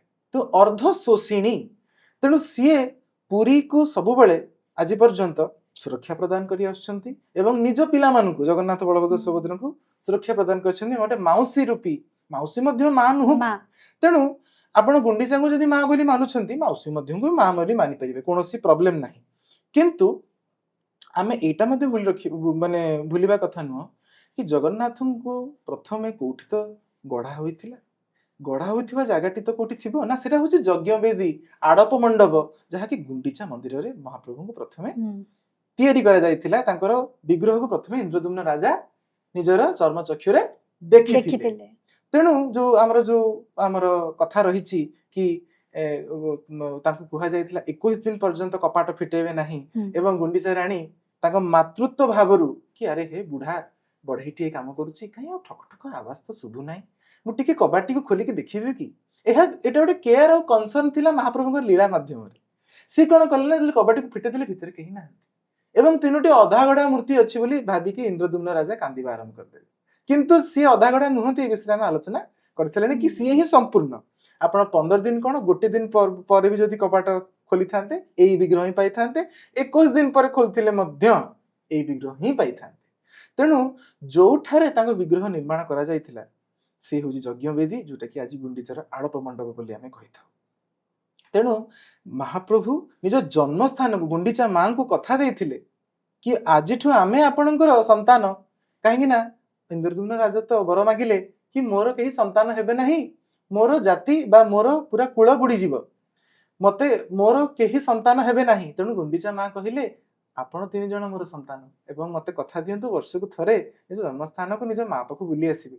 ଆଉ ତାଙ୍କ କଥା ରଖିକି ମହାପ୍ରଭୁ ପ୍ରତିବର୍ଷ ଗୁଣ୍ଡିଚାକୁ ଯାଇଥାନ୍ତି। ତେଣୁ ଲୋକମାନେ ଆପଣଙ୍କ ଚ୍ୟାନେଲ ମାଧ୍ୟମ ଥ୍ରୁରୁ ମଧ୍ୟ ଏହା ବୁଝି ରଖିବା ଦରକାର କି ମାଉସୀ ମା ମନ୍ଦିର ଏବଂ ଜନ୍ମସ୍ଥାନ 2ଟି ଅଲଗା ଅଲଗା ମନ୍ଦିର ଏବଂ ପ୍ରଭୁ ମାଉସୀ ମା ବାଟ ଦେଇ ଗୁଣ୍ଡିଚା ମନ୍ଦିରରେ ପହଞ୍ଚିଥାନ୍ତି ନିଜ ଜନ୍ମସ୍ଥାନରେ। ତେଣୁ ଏହା ହେଉଛି ରଥଯାତ୍ରାର ପ୍ରକୃତ କାହାଣୀ। ତେବେ ଏଇଠି ଆଉ ଗୋଟେ ମେସେଜ ମଧ୍ୟ ପ୍ରଭୁଙ୍କ ଦ୍ୱାରା ଆମେ ଦେଖିବାକୁ ପାଇପାରିବା କି ବାପା ମାଙ୍କ ପ୍ରତି କର୍ତ୍ତବ୍ୟ, ବାପା ମାଙ୍କୁ ଆଜିକାଲି ପିଲା ଭୁଲି ଯାଉଛନ୍ତି, ଯୋଉଟା ସେଇ ମେସେଜଟା ବି ଏଠି ମିଳୁଛି କୋଉଠି ନା କୋଉଠି। ଏବଂ ଆପଣ ଜାଣିକି ଆଶ୍ଚର୍ଯ୍ୟ ହେବେ, ଜଗନ୍ନାଥ ମହାପ୍ରଭୁ ଗୁଣ୍ଡିଚା ରାଣୀ ଏବଂ ଇନ୍ଦ୍ରଦ୍ୟୁମ୍ନ ରାଜାଙ୍କୁ ଶ୍ରାଦ୍ଧ ମଧ୍ୟ କରିଦେଇଥାନ୍ତି ପ୍ରତିବର୍ଷ। ନିଜ ବାପା ମା, କଳି ଯୁଗରେ ତାଙ୍କୁ ବାପା ମା ବୋଲି ମାନିଛନ୍ତି, ସେ ଭଗବାନ, କିନ୍ତୁ 2 ମଣିଷଙ୍କୁ ବାପା ମାର ମର୍ଯ୍ୟାଦା ଦେଇଥିବାର ଜଗନ୍ନାଥଙ୍କୁ ଆମେ ସେଇଟା ବି ଶିଖିବାର ଅଛି। ଆଜି ପର୍ଯ୍ୟନ୍ତ ଶ୍ରାଦ୍ଧ ବାଢୁଛନ୍ତି, ତାମାନେ ଶ୍ରାଦ୍ଧର ମହତ୍ଵ ବି ଲୁଚି ରହିଛି ଆ ଭିତରେ। ତେଣୁ ଗୁଣ୍ଡିଚା ଆଉ ଇନ୍ଦ୍ରଦ୍ୟୁମ୍ନଙ୍କୁ ଜଗନ୍ନାଥ ନିଜ ବାପା ମା ମାନିଛନ୍ତି ଏବଂ ବାପା ମାଙ୍କୁ ଦେଖା କରିବା ପାଇଁ ଯାଉଛନ୍ତି ପ୍ରତିବର୍ଷ। ଏଇଟା ଜଗନ୍ନାଥଙ୍କୁ ଶିଖିବାର ଅଛି। ତେବେ ଏଇ ରଥଯାତ୍ରା ସମୟରେ 3 ଠାକୁର ଆମର ପହଣ୍ଡି ବିଜେ କରିଥାନ୍ତି, ଯୋଉଥିରେ କି 3 ଠାକୁର ସୁସଜ୍ଜିତ ହେଇକି ଆସନ୍ତି।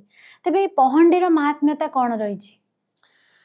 ଯେତେବେଳେ ଆମେ କୁଆଡେ ଗୋଟେ ବାହାରକୁ ଯାଉ, ଏତେ ଦିନ ଘରେ ଥାଉ ବାହାରକୁ ଯାଉ, ଖୁସିରେ ଆମେ ବାହାରକୁ ବୁଲିବା ପାଇଁ ଯାଉ, ସେ ଯୋଉ ଖୁସିଟା ମଧ୍ୟ ଆମେ ମହାପ୍ରଭୁଙ୍କର ଚେହେରାରେ ସେଦିନ ଦେଖିପାରୁ, ତାଙ୍କର ଶ୍ରୀମୁଖରେ ସେ ଜିନିଷଟା ସୁନ୍ଦର ଭାବରେ ବର୍ଣ୍ଣିତ। କାରଣ ଆପଣ ଦେଖିବେ ପହଣ୍ଡିରେ ପ୍ରଭୁ ଯେମିତି ସତରେ ଭକ୍ତମାନଙ୍କ ମଧ୍ୟରେ ଭକ୍ତଙ୍କ ସମୁଦ୍ର ମଧ୍ୟରେ ଭାସି ଭାସି ଆସିଲା ଭଳିଆ ଲାଗେ। ହୁଁ କିନ୍ତୁ ପହଣ୍ଡି ଶବ୍ଦଟା ଆକ୍ଚୁଆଲି କୁହାଯାଏ ପହଣ୍ଡ, ଯୋଉ ଗୋଟେ ପାହୁଣ୍ଡ ପକେଇଲେ, ଯେମିତି ଆମେ ପାଦରେ ଗୋଟେ ତ ଷ୍ଟେପ୍ ବାଇ ଷ୍ଟେପ୍ ପ୍ରୋସେସକୁ ହିଁ ପହଣ୍ଡ କୁହାଯାଏ। ସେଇଥିରୁ ହିଁ ପହଣ୍ଡି ଶବ୍ଦ ଆସିଛି, ଧାଡି ପହଣ୍ଡି ଧାଡି ଯୋଉଟା। ପହଣ୍ଡି। ଏଠି ବି ତାର ମାନେ ଅଲଗା ବର୍ଣ୍ଣନା ଅଛି। ଧାଡି ପହଣ୍ଡି କେତେବେଳେ ହୁଏ? ଯେତେବେଳେ ମହାପ୍ରଭୁ ସିଂହାସନ ଛାଡି ବାହାରକୁ ଆସନ୍ତି, ସେଟା ଧାଡି ପହଣ୍ଡି। କିନ୍ତୁ ବାହାରୁ ଯେତେବେଳେ ସିଂହାସନକୁ ଯାଆନ୍ତି, ସେଟା ହେଲା ଗୋଟି ପହଣ୍ଡି। ଧାଡି ପହଣ୍ଡି ମାନେ one after the other, continuous process। ଗୋଟି ପହଣ୍ଡି ମାନେ ଜଣେ ଯାଇକିରି ସିଂହାସନରେ ବସିଲା ପରେ ଆଉ ଜଣେ ବାହାରିବେ, ସେଥିପାଇଁ ଗୋଟି ଗୋଟି ଗୋଟି ପହଣ୍ଡି ଗୋଟି ଗୋଟି ଗୋଟି କରି ଗୋଟି କରି, ହଁ। ୟେସ୍ ହେଲା। ଆଉ ଶୂନ୍ୟ ପହଣ୍ଡିର ଅର୍ଥ ହଉଛି, ଏଇଟା ପହଣ୍ଡିର ପ୍ରକାର ନୁହଁ, ଇଏ ହଉଛି ପ୍ୟାଟର୍ନ କି କୋଉ ଭଳି ଭାବରେ ଠାକୁର ଯାଇଥାନ୍ତି। ଶୂନ୍ୟ ପହଣ୍ଡି ଆପଣ ଦେଖିବେ, ଶୂନ୍ୟ ପହଣ୍ଡି ମାନେ ଯାହାଙ୍କୁ ତଳେ ଭୂମିରେ ସ୍ପର୍ଶ ନ କରି ଟେକି ଟେକି ନିଆଯାଏ। ମାନେ ଆପଣ ଦେଖିବେ ସୁଭଦ୍ରାଙ୍କୁ, ସୁଦର୍ଶନଙ୍କୁ, ଏମାନେ ଶୂନ୍ୟ ପହଣ୍ଡି ହୋଇଥାନ୍ତି। କିନ୍ତୁ ଜଗନ୍ନାଥ ବଳଭଦ୍ର ଗୋଟି ଗୋଟି ପାଦ ହଲି ହଲି ଝୁଲି ଝୁଲି ଖୁସିରେ ଭକ୍ତଙ୍କ ପାଖରେ ଢଳି ଯାଉଥିବେ, ନଇଁ ଯାଉଥିବେ। ଏଇ ଯୋଉ ଆନନ୍ଦରେ ପ୍ରଭୁ ଆସନ୍ତି, ଗୋଟେ ଗୋଟେ ପହଣ୍ଡ ପକେଇ ପକେଇ ଯୋଉଟା ଆମେ କୁହାଯାଉ, ସେଇଥିରୁ ହିଁ ପହଣ୍ଡି ଶବ୍ଦ ଆସିଛି।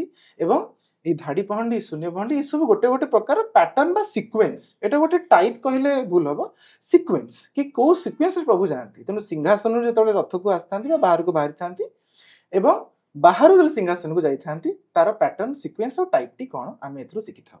ଏହି ପହଣ୍ଡି ବିଜେ ସମୟରେ ଗୋଟେ କପଡ଼ାର ବ୍ୟବହାର କରାଯାଏ, ମହାପ୍ରଭୁଙ୍କୁ ଆଚ୍ଛାଦିତ କରାଯାଇଥାଏ, ଯୋଉଟାକୁ କି ସେନାପଟା ଲାଗି କୁହାଯାଏ। ନିଶ୍ଚିତ ତେବେ ଭାବରେ ଏଟା ଗୋଟେ ଗଛର କାଠ ବୋଲି ଆମେ ଯେତେ ଦୂର ଜାଣିଛୁ, ଏଟା କୋଉ ଗଛର କାଠ ଥାଏ? ଆପଣ କହିପାରିବେ ବଉଳ କାଠ। ହୁଁ ବଉଳ କାଠରେ ମହାପ୍ରଭୁଙ୍କୁ ପୂର୍ବ ଦିନ ରାତ୍ର ସମୟରେ ଚାରମାଳ ଲାଗି ହୋଇଥାଏ। ଚାରମାଳ ମାନେ ଯୋଉଥିରେ ରଥକୁ ପ୍ରଭୁ ଚଢନ୍ତି ଏବଂ ଚଢନ୍ତି। ସିଂହାସନରୁ ତଳକୁ ଓହ୍ଲେଇ ଆସନ୍ତି, ଚାରମାଳ ତାକୁ କୁହାଯାଏ। ମାନେ କାଷ୍ଠ ନିର୍ମିତ ସିଡ଼ି ଆପଣ କହିପାରିବେ। ଏବଂ ଯୋଉ ଆପଣ କହିଲେ ବଉଳ କାଠରେ ମହାପ୍ରଭୁଙ୍କୁ ଆଚ୍ଛାଦିତ କରାଯାଇଥାଏ, ଯେମିତି ତାଙ୍କ ଶ୍ରୀ ବେଗ, ଯେମିତି ମୁଁ କହିଲି ଆମ ଭଳି ଶରୀର ମହାପ୍ରଭୁଙ୍କର, ମହାପ୍ରଭୁଙ୍କ ଶରୀରରେ ମଧ୍ୟ କୋଉଠି କାଳେ ବାଜିଯିବ, କିଛି କାଳେ ମହାପ୍ରଭୁଙ୍କୁ କଷ୍ଟ ହବ। ସେଥିପାଇଁ ମହାପ୍ରଭୁଙ୍କ ଯୋଉ କାଷ୍ଠ ନିର୍ମିତର ପବିତ୍ର ବିଗ୍ରହକୁ ସୁରକ୍ଷା ପ୍ରଦାନ କରିବା ପାଇଁ ବକୁଳ କାଠରେ ମହାପ୍ରଭୁଙ୍କୁ ଆଚ୍ଛାଦିତ କରି ମହାପ୍ରଭୁଙ୍କୁ ସୁରକ୍ଷା ପ୍ରଦାନ କରାଯାଇଥାଏ ଏବଂ କପଡ଼ା ମଧ୍ୟ ତା ଉପରେ ବନ୍ଧା ଯାଇଥାଏ, ଯାହାକୁ ସେନା ପଟ୍ଟା ଲାଗି ବୋଲି କୁହାଯାଇଥାଏ ଏବଂ ତାପରେ ଟାହିଆ ବନ୍ଧା ହୋଇଥାଏ। ତେଣୁ ଯୋଉ ଟାହିଆ ଲଗେଇ ମହାପ୍ରଭୁ ଝୁଲି ଝୁଲି ଝୁଲି ଝୁଲି, ସେଥିପାଇଁ ବହୁତ ସୁନ୍ଦର ଆଉ ମନମୋହକ ଦୃଶ୍ୟ ଲାଗିଥାଏ। ତେଣୁ ସୁରକ୍ଷା ପ୍ରଦାନ କରାଯିବା ପାଇଁ କି ଯୋଉ ପ୍ରସ୍ତୁତି ହୋଇଥାଏ, ତାକୁ ସେନା ପଟ୍ଟା ଲାଗି ବୋଲି କୁହାଯାଇଥାଏ। ଏଟା କ'ଣ କେବଳ ରଥଯାତ୍ରା ସମୟରେ ବ୍ୟବହାର ଯେତେବେଳେ ହୁଏ? ମହାପ୍ରଭୁଙ୍କ ପହଣ୍ଡି ହୁଏ, ଯେମିତି ହଁ, ସ୍ନାନ ହଁ। ଯାତ୍ରାରେ ହୁଏ, ସେତେବେଳେ ବି ସେନା ପଟ୍ଟା ଲାଗି ହୋଇଥାଏ। ଆଚ୍ଛା, ଏଇ ଦୁଇଟି ଯାତ୍ରା ସମୟରେ। ଯେତେବେଳେ ମହାପ୍ରଭୁ ସ୍ୱୟଂ ବାହାରକୁ ଆସିଥାନ୍ତି, ବ୍ରହ୍ମ ଆଚ୍ଛା। ଯେତେବେଳେ ନିଜେ ବାହାରକୁ ଆସିଥାନ୍ତି, ହୁଁ ହୁଁ ବାକି ସମୟରେ ଦୋଳ ପୂର୍ଣ୍ଣିମା ହଉ କି ଆମର ଚନ୍ଦନ ଯାତ୍ରା ହଉ, ସେତେବେଳକୁ ତ ଚଳନ୍ତି ପ୍ରତିମା ଚଳନ୍ତି ଆସନ୍ତି ନା। ପ୍ରତିମା। ଯେତେବେଳେ ସ୍ୱୟଂ ବ୍ରହ୍ମ ବାହାରକୁ ଆସନ୍ତି, ତାଙ୍କର କାଷ୍ଠ ନିର୍ମିତ ବିଗ୍ରହକୁ ସୁରକ୍ଷା ଦେବା ପାଇଁ କି ଏହି ବ୍ୟବସ୍ଥା କରାଯାଇଥାଏ। ତେବେ ଏଇ ରଥଯାତ୍ରା ସମୟରେ ଯୋଉ ରଥ ନିର୍ମାଣ କରାଯାଏ, ତା ବିଷୟରେ କିଛି ଆମକୁ କହିବେ? ଆଉ ଏଇ ସମୟରେ ପୁରୀରେ ଯୋଉ ସବୁ ମଠ ରହିଛି, ତାର ଭୂମିକା କ'ଣ ରହିଥାଏ?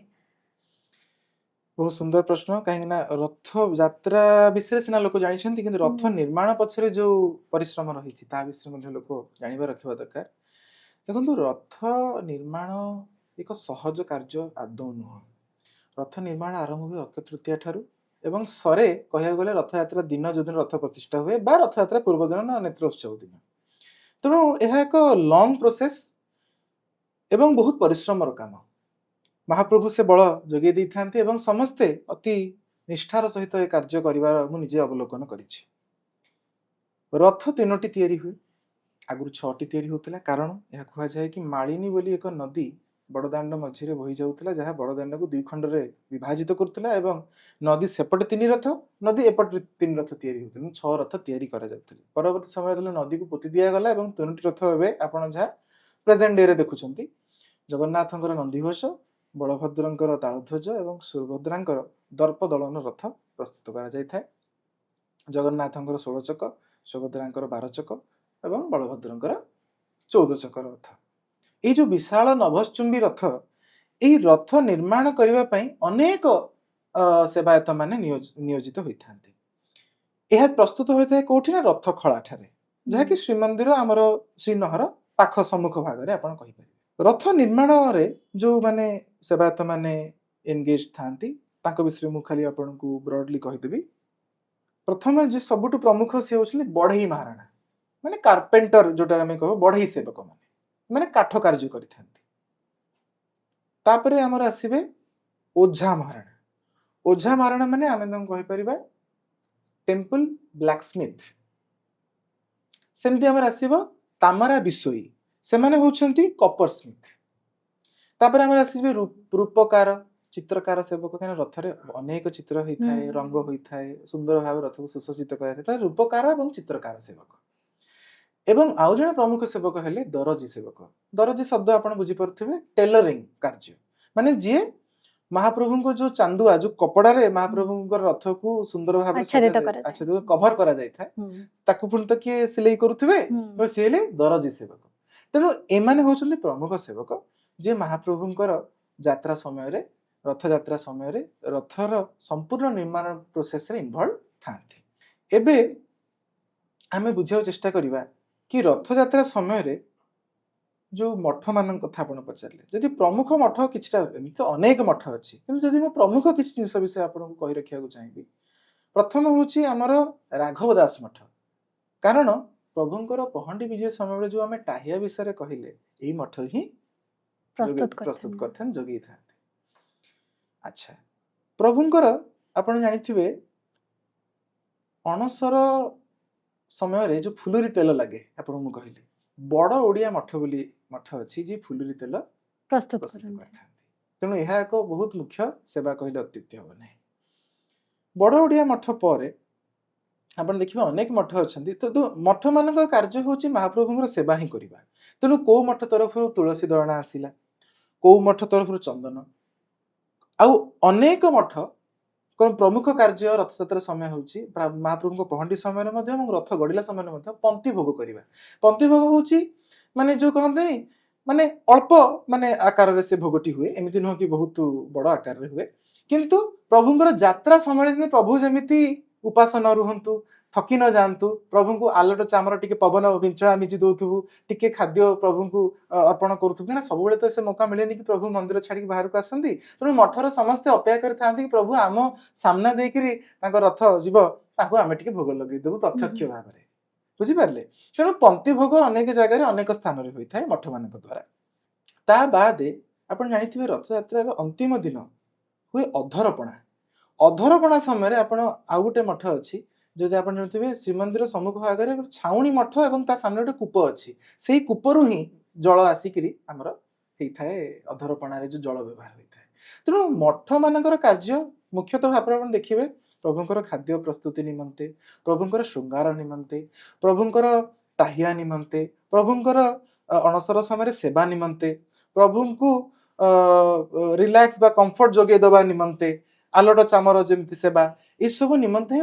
मठ मानकर प्रमुख कार्य रही थाए तेणु यह महाप्रभु प्रति एक प्रकार समर्पण भाव एवं भक्ति एवं सेवा तेबे रथ यात्रा समय रे महाप्रभु तांको दुई भाई भौणी को सहित जाउचंती श्री गुंडीचा मंदिर को आमे समस्त जानचे कि से महालक्ष्मी को ठाकुराणी को हमरो नेई की जानतिनी साथरे काहे कि नेई की जानतिनी बहुत सुंदर प्रश्न देखंतु एहा अनेक लोक बोधे जानि न थाई पारंती कि महाप्रभुंकर जो रथ यात्रा ऑल्दो हमें एटा को बर्थ प्लेस बोली कहूछु एहाकू अनेक लोक जानि नाहंती कि एहाकू गुप्त वृंदावन बोली मध्य कुहा जाए महाप्रभु गुंडीचा मंदिर रे राहस नीति करथांती रासलीला करिथांती मदन मोहन मध्य महाप्रभुंक सहित यात्रा करिथांती अच्छा तेणु मदन मोहन गुंडीचा मंदिर रे थिबा जगमोहन स्थित राहस मंडप रे विजय होई थांती रथ यात्रा सप्तम अष्टम एवं नवम दिन एहा कुहा जाए कि गोपी माने महाप्रभुंक भितरु ही बाहर ही थांती तांक सहित रासलीला करि थांती एवं महाप्रभुंक भितर पुणी सीमित होई जाई थांती तेणु ए जो रास करि थांती सेथि पई बोधे महाप्रभु लक्ष्मी को नियंती नाही बोली गोटी कथा रहिछि एवं द्वितीय कथा म आपन कहि देबा को चाहूछि ए जो श्री मंदिर बोली हमें काहे कहूछु कि जगन्नाथ मंदिर बोली हमें काहे कहूछु हमें काहे कहू कहले जगन्नाथ जो रथ सिंहासन रे बसचंती सेठी तो सुभद्रा बसचंती बलभद्र बसचंती ताले एटा बलभद्र मंदिर काहे न सुभद्रा मंदिर काहे न हमें कहीं जगन्नाथ मंदिर बोली कहूचे ता अर्थ ए मंदिर रो प्रकृत नाम होची श्री मंदिर श्री रो अर्थ कोन लक्ष्मी ता माने लक्ष्मी होछंती मंदिर रो मालिकाणी आउ केही नहंती आज्ञा लक्ष्मी क्षेत्र रो मध्य अधिष्ठात्री कारण ए क्षेत्र को मध्य कहै छै श्री क्षेत्र माने जोठी आमे जो कहू चारि धाम रे प्रभु कोठी शयन करिथांती कोठी तपस्या करिथांती कोठी श्रृंगार होइथांती एठी भोजन करिथांती माने जोठी अन्नपूर्णा निजे रोसई करिथांती लक्ष्मी जोठी रोष घरे निजे रोसई करथांती तेणु जोठी अन्न को ब्रह्म रूप दिया महाप्रसाद को जोठी सबुठी प्रसाद कुआ जाए एठी कुआ जाए महाप्रसाद तेणु जोठी खाद्यटा ही परम ब्रह्म तेणु से जगह लक्ष्मींकर यह होची बासगृह तेणु आपण एथिरे बुझी रखिबा दरकार कि लक्ष्मी होउछंती जेहेतु ए मंदिरर मालिकाणी लक्ष्मी जदि थरे मंदिर छाड़ी की जिबे मंदिरर अवस्था कोन होय विश्वर अवस्था कोन हो थरे बा मंदिर छाड़ी की जाइथिले जगन्नाथ बलभद्र 12 वर्ष भिखारी भी बुलथिले आपण मानवसा गुरुवार कहानी पढ़िथिबे तेणु कथा अनुसार महालक्ष्मी होउछंती मंदिरर मुख्य से कदापि मंदिर छाड़ी की जाई परिबेनी जदि से मंदिर छाड़ी गले ए संसार श्रीहीन हे जीव तेणु लक्ष्मी यह होची महाप्रभु और लक्ष्मी माता कर एक लीला मानवीय लीला आम मान शिक्षा देवा कि स्वामी स्त्री मझे मझे टी झोड़ा लगती यहाँ माने प्रभु हेले मध्य टिके टिके ये जो खिटपिट टिके हवा दरकार ताहले प्रेम आउरी बढ़े एवं महाप्रभु मध्य वार्ताटा दियंती कि वैवाहिक संपर्क गोटे एते सुंदर संपर्क जहाँकि आम भितर से सैक्रिफाइस से कॉम्प्रोमाइज से एडजस्ट से जो कंपैशन रहिबा दरकार परस्पर परस्पर को बुझिबा दरकार तांकर भितर किछि प्लस माइनस थिबो मो पाखे किछि प्लस माइनस थिबो आम परस्पर केमती एक्सेप्ट करिबा एई जिंस मध्य महालक्ष्मी और जगन्नाथ हमको ये वार्ता एही युव समाज को बा ए संसार को देई थांती तापर एठी हमें देखिया पाइबा गोटे स्त्री रो अभिमान मध्य देखिया को मिलबो कारण माँ हमर जानती गुंडीचा मंदिर को जानती रथ पाखु को जाई पुणी फेरी आसंती जो निश्चित तार विषय किछि कहबो ताकू कह जाय हेरा पंचमी दिन राइट तेणु एठी आपण बुझियो चेष्टा करू रथयात्रा पंचम दिन एही नीतिटी होई थाए महाप्रभु को पाई कि अपेक्षा करथांती कुआडे गले दी भाई बहन को धरि कि फेरीबार ना गंध नाही लोकटी गला कुआडे ए जो स्त्री रो जो आकट सेथरे प्रेम भी अछि सेथरे केयर भी अछि सेथरे कंसर्न भी अछि सेथरे राग भी अछि सेथरे सब अछि मानवीय लीला ना तेणु सब अछि तेणु स्वामी रो स्त्री प्रति कोन कर्तव्य रही स्त्री रो स्वामी प्रति कोन कर्तव्य रही आम एथरू बुझिबा दरकार तेणु महालक्ष्मी अभिमान करिवार जो अधिकार टाको साब्यस्त करथांती कि गोटे स्त्री रो मध्य संपूर्ण अधिकार अछि स्वामी कोन करूची कोन नाही जानिबार मोर पूरा अधिकार अछि काइना आमे तो भिन्न नुह विवाह पर तो आमे एक तेणु तमे गल जे आसीबा ना गंध नाही कोन की लोक ये कुछ बुझ पानी ए जो जिंसटी आपण जदी देखिबे लक्ष्मी सुड रागी कहंती मुटी के देखि के आसी लोकटा गल्ला कोडे तेणु सी सुड जानती नुचिगिरी जायगिरी पहुंचंती गुंडीचा मंदिर रे सेठु महाप्रभु पाखर आज्ञामाल पाइला महाप्रभु कहते हाँ हाँ जाऊ जाऊ व्यस्त हो तेणु महाप्रभु सांगे सांगे डरिकी छानिया होगी परदिन ही आदेश दिखती दक्षिण मोड़ कर माने रथ को दक्षिण मोड़ कर बाहर बाहुड़ा यात्रा करवा तेणु महाप्रभु होइकिरी स्त्री संपर्क जहाँ सेटा आपण पांडव लीला देखिपारे तेणु महालक्ष्मी जाती सेठी महाप्रभु दर्शन करके आसी पुणी राग तम हो बाहर को आसती नंदीघोष रथर गोटे छोटिया काठटिया भांगी दी जाती माने विरक्त हो गए महालक्ष्मी गोटे कौन गोटे मंदिर मुझे एका अच्छी मंदिर में फेरबार ना नहीं जाइए बुलिया फेरू ना तेणु यही जो प्रेम ये संपर्क ये जिनटी बुझार अच्छी कि केते मानवीय लीला आउ ये लीला भितर आम मान को मेसेज टी अच्छी से जिन को डिराइव कर जानिबार अछि कि आ भितरे को मेसेज भगवान दवा पई चाहउछनी श्रीमंदिर रे थिबा समय रे हमर महाप्रसाद भोग लागि होय तबे रथ रे थिबा समय त एटा संभवपर नुहे महाप्रसाद भोग लागि हबा तबे कोन दिया जाय रथ रे थिबा समय रथ रे सबले सुखिला भोग लागि थाए सुखिला हमर जो फळमूल हैला खई कोरा ए सब प्रकार रो जिंस ही महाप्रभु को भोग लागि थाए तेणु ताको सुखिला भोग बोली कह जाय थाए किंतु जने महाप्रभु मंदिर रे खाई थांती सेतलको नी संखुड़ी भोग एवं संखुड़ी भोग लागि थाए बोथ लागि थाए संखुड़ी भोग हो जोटा कि हमर जो रंधा खाद्य जोटा कि हमें कहि पर ओदा बा वेट एटा हला ड्राई बुझ पछन तो ओदा खाद्य एवं सुखिला खाद्य तेणु ओदा खाद्य रे हमें गला भात डाली बेसर महुर सब गला एवं जोतरे बीरी व्यवहार हेथो बीरी जातीय जिंस संखुड़ी भोग नी संखुड़ी हला सुखिला भोग बुझ पले जोतरे बीरी व्यवहार हे नथिबो गहम चुना चाउल चुना पिठा मिठा हां ये सब गजा फेणी ये सब जिनस आमर गला सुखिला भोग तेणु महाप्रभु पाखे जिते रथरे भोग होता है से सुखिला भोग ही महाप्रभु खाई था ଯେମିତି ପ୍ରଭୁ ଜଗନ୍ନାଥ ଆମର କୁହନ୍ତି କି ଖାଦ୍ୟ ପ୍ରେମୀ, ତ ସେଥିପାଇଁ ଆମେ ଓଡ଼ିଆ ମାନେ ମଧ୍ୟ ଖାଦ୍ୟ ପ୍ରେମୀ କି? ନିଶ୍ଚିତ ଭାବରେ ଆମର ତ କେବଳ ଖାଦ୍ୟ ନୁହଁ, ମହାପ୍ରଭୁଙ୍କଠୁ ସବୁ ପ୍ରକାର କଲଚର ଆମେ ମହାପ୍ରଭୁଙ୍କଠୁ ହିଁ ଶିଖିଛୁ। ଯଦି ହୁଁ। ପଟିଦିଅ ହେଲେ ପଟ୍ଟଚିତ୍ର ସେଇଠୁ ଆସିଲା। ହଁ ମହାପ୍ରଭୁ ଯୋଉ ଖଣ୍ଡୁଆ ପାଟ ବା ପାଟ ବସ୍ତ୍ର ପିନ୍ଧିଲେ, ସେ ପାଟଟା ଆମେ ଏବେ ଓଡ଼ିଶାରେ ଯୋଉ ଆମେ ପାଟ ଶାଢ଼ୀକୁ ନେଇ ଗର୍ବ କରୁଛେ ତାଙ୍କଠୁ ଆସିଲା। ଆଚ୍ଛା, ମହାପ୍ରଭୁ ଯେମିତି ଦିନକୁ ଏତେ ଥର ଖାଆନ୍ତି, ଓଡ଼ିଆ ମାନେ ବି ଟିକେ ଖାଦ୍ୟ ପ୍ରିୟ, ସେ ବି ବିଭିନ୍ନ ପ୍ରକାର ଖାଇବା, ଆମେ ଯୋଉ ଭାତ ଡାଲମା ଆଜି ଖାଉଛୁ, ଯୋଉ ପଖାଳ ଖାଉଛୁ, ସବୁ ତ ମହାପ୍ରଭୁଙ୍କ ପାଖରେ ଭୋଗ ହଉଛି। ଯୋଉ ରସଗୋଲାକୁ ନେଇ ଆଜି ଆମେ ଗର୍ବ କରୁଛୁ, ସେ ରସଗୋଲା ମଧ୍ୟ ମହାପ୍ରଭୁ ମାନଭଞ୍ଜନ କରିଥାନ୍ତି ଲକ୍ଷ୍ମୀଙ୍କ ସହିତ। ତେଣୁ ଯାହା ମହାପ୍ରଭୁଙ୍କ ପାଖରେ ହୁଏ, ଓଡ଼ିଆ ଆର୍ ଆଡପ୍ଟିଂ ଇଟ୍ ଆଜ୍ ସିମ୍ପଲ ଆଜ୍ ଦ୍ୟାଟ୍। ତେଣୁ ଆମ କଲଚର ମହାପ୍ରଭୁଙ୍କ ପାଖରୁ ହିଁ ଆସିଛି ତ। ତେଣୁ ଓଡ଼ିଆ ମାନେ ଆଉ କଣ କି, ମହାପ୍ରଭୁ ଆମର ସର୍ବସ୍ୱ। ତେବେ ଯେମିତି ଆମର ରଥ କାଠ ପ୍ରତିବର୍ଷ ନୂତନ କାଠକୁ ବ୍ୟବହାର କରାଯାଏ ରଥ ନିର୍ମାଣ ପାଇଁ, କାହିଁକି ଆମେ ମାନେ ଚଳିତ ବର୍ଷ ଯୋଉଟା ୟୁଜ୍ ହଉଛି, କାହିଁକି ଆମେ ପରବର୍ତ୍ତୀ ବର୍ଷରେ ଆମେ ସେଟାକୁ ୟୁଜ୍ କରୁନେ? କାହିଁକି ଗଛ କାଟୁଛେ ପୁଣି ଏଗେନ୍ ଆଣ୍ଡ ଏଗେନ୍ ନୂଆ ନୂଆ କାଠର ବ୍ୟବହାର କରାଯାଉଛି? ଏଇଟା ମୁଁ ବହୁ ଜଣଙ୍କଠୁ ଶୁଣିଛି କି ଆପଣଙ୍କର ସଂସ୍କୃତି ତ ଗଛ କଟା ସଂସ୍କୃତି। ନିଜେ ଠାକୁର ଗଛରୁ ତିଆରି, ରଥ କାଠରୁ ତିଆରି, ଆପଣଙ୍କର ଚନ୍ଦନ ଯାତ୍ରା ଯୋଉ ଡଙ୍ଗା ସିଏ କାଠରୁ କାଠ। ତିଆରି। ତେଣୁ ଆଜିକାଲିର ଯୋଉ ଏନଭାୟରମେଣ୍ଟାଲିଷ୍ଟ ବା ଯୋଉମାନେ ପରିବେଶ ବିଶେଷଜ୍ଞ, ସେମାନେ ଭାରି କନସର୍ନ ହେଇଯାନ୍ତି ଏ ବିଷୟରେ। କିନ୍ତୁ ଆମେ ବୁଝି ରଖିବା ଦରକାର, ଜଗନ୍ନାଥଙ୍କ ପାଖରେ ବହୁତ ଜମି ଅଛି। ସେଇ ଜମିକୁ ଆମେ ସେଇଭଳି ଭାବରେ ୟୁଟିଲାଇଜ କରୁଛେ କି ନାହିଁ, ସେ ପ୍ରଶ୍ନଟି ଆଗ ଆସିବା ଦରକାର। ଆର୍ वी ଡୁଇଂ ପ୍ଲାଣ୍ଟେସନ ଆଣ୍ଡ ଆଫରେଷ୍ଟ୍ରେସନ, ଆମେ ଗଛ ଲଗାଉଛେ କି, ଏଇ ପ୍ରଶ୍ନଟା ମୁଁ ପ୍ରଥମେ ପଚାରିବି। ଦ୍ୱିତୀୟ ଜିନିଷ, ଯେହେତୁ ଏହା ଭୋଜନ କ୍ଷେତ୍ର, এটা ଗୋଟେ ଟ୍ରାଡିସନାଲ ୱେ ଅଫ୍ କୁକିଂ ହିଁ ହବ, ବିଶ୍ୱର ସବୁଠାରୁ ବଡ଼ ଟେମ୍ପଲ କିଚେନ। ତେଣୁ ଆମେ ଏଇଟା କହିପାରିବାନି କି ମୁଁ ଏଲପିଜି ସିଲିଣ୍ଡର ଲଗେଇକି ରୋଷେଇ କରିଦେବି। ଟ୍ରାଡିସନାଲ ପଦ୍ଧତିରେ ହିଁ ହବା ଦରକାର, କାହିଁକିନା ଏଇଟା ହଉଛି ଗୋଟେ ଧାମ, ଏବଂ ଯୋଉ ଧାମରେ ପ୍ରଭୁ ନିଜେ ଖାଇଥାନ୍ତି। ତେଣୁ ଏହାର ପ୍ରକ୍ରିୟା ମଧ୍ୟ ସମ୍ପୂର୍ଣ୍ଣ ଭାବରେ ପାରମ୍ପରିକ ହବା ଆବଶ୍ୟକ, ସେଥିରେ ନୋ କମ୍ପ୍ରୋମାଇଜ। ଆମେ ଆମ ପରିବେଶକୁ କେମିତି ରକ୍ଷା କରିବା, ଏଟା ଆମର ଦାୟିତ୍ୱ। ତା ମାନେ ନୁହଁ କି ଆମେ ଆମ ପରମ୍ପରାକୁ ବିକ୍ରି କରିଦେବା, ଆମେ ଆମ ସଂସ୍କୃତିକୁ ଲୋପ କରିଦେବା, ତା ଅର୍ଥ ସେୟା ନୁହଁ। ଆମେ ବୁଝି ରଖିବା ଦରକାର କି ରଥ କାଠ, ରଥ ଯେତେବେଳେ ଭଙ୍ଗା ଯାଇଥାଏ, ରଥଯାତ୍ରା ସରିଲା ପରେ, ସେ କାଠ ରୋଷଘରରେ ହିଁ ବ୍ୟବହାର ହେଇଥାଏ। ସେଇ କାଠରେ ହିଁ ମହାପ୍ରସାଦ ତିଆରି ହୋଇଥାଏ।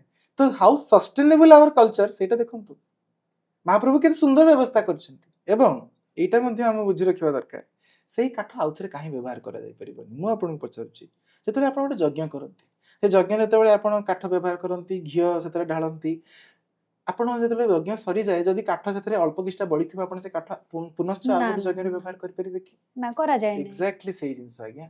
ରଥଯାତ୍ରା କେବଳ ଗୋଟେ ପର୍ବ ନୁହଁ, ଏହା ଏକ ରିଚୁଆଲ, ଏହା ଏକ ଯଜ୍ଞ, ଏହା ଏକ ନବଦିନାତ୍ମକ ଯଜ୍ଞ। ଯଜ୍ଞ ବୋଲି ହିଁ ତ ଯଜ୍ଞରେ ଯେମିତି ପୂର୍ଣ୍ଣାହୁତି ଦିଆଯାଏ, ରଥଯାତ୍ରା ଯେତେବେଳେ ସରେ, ରଥକୁ ସେମିତି ଫେୟାରୱେଲ ଦିଆଯାଇଥାଏ ବା ପୂର୍ଣ୍ଣାହୁତି ଦିଆଯାଇଥାଏ ଅଧରପଣା ମାଧ୍ୟମରେ। ଅଧରପଣା ଆପଣ ଦେଖିଥିବେ, ହାଣ୍ଡିରେ ଯେତେବେଳେ ପଣା ଭୋଗ ହୋଇଥାଏ, ତାପରେ ସେ ହାଣ୍ଡିଟିକୁ ରଥ ଉପରେ ଫଟେଇ ଦେଇଥାନ୍ତି, ମାନେ ରଥରେ ସେ ପଣାତିକ ବୋହି ଯାଇଥାଏ।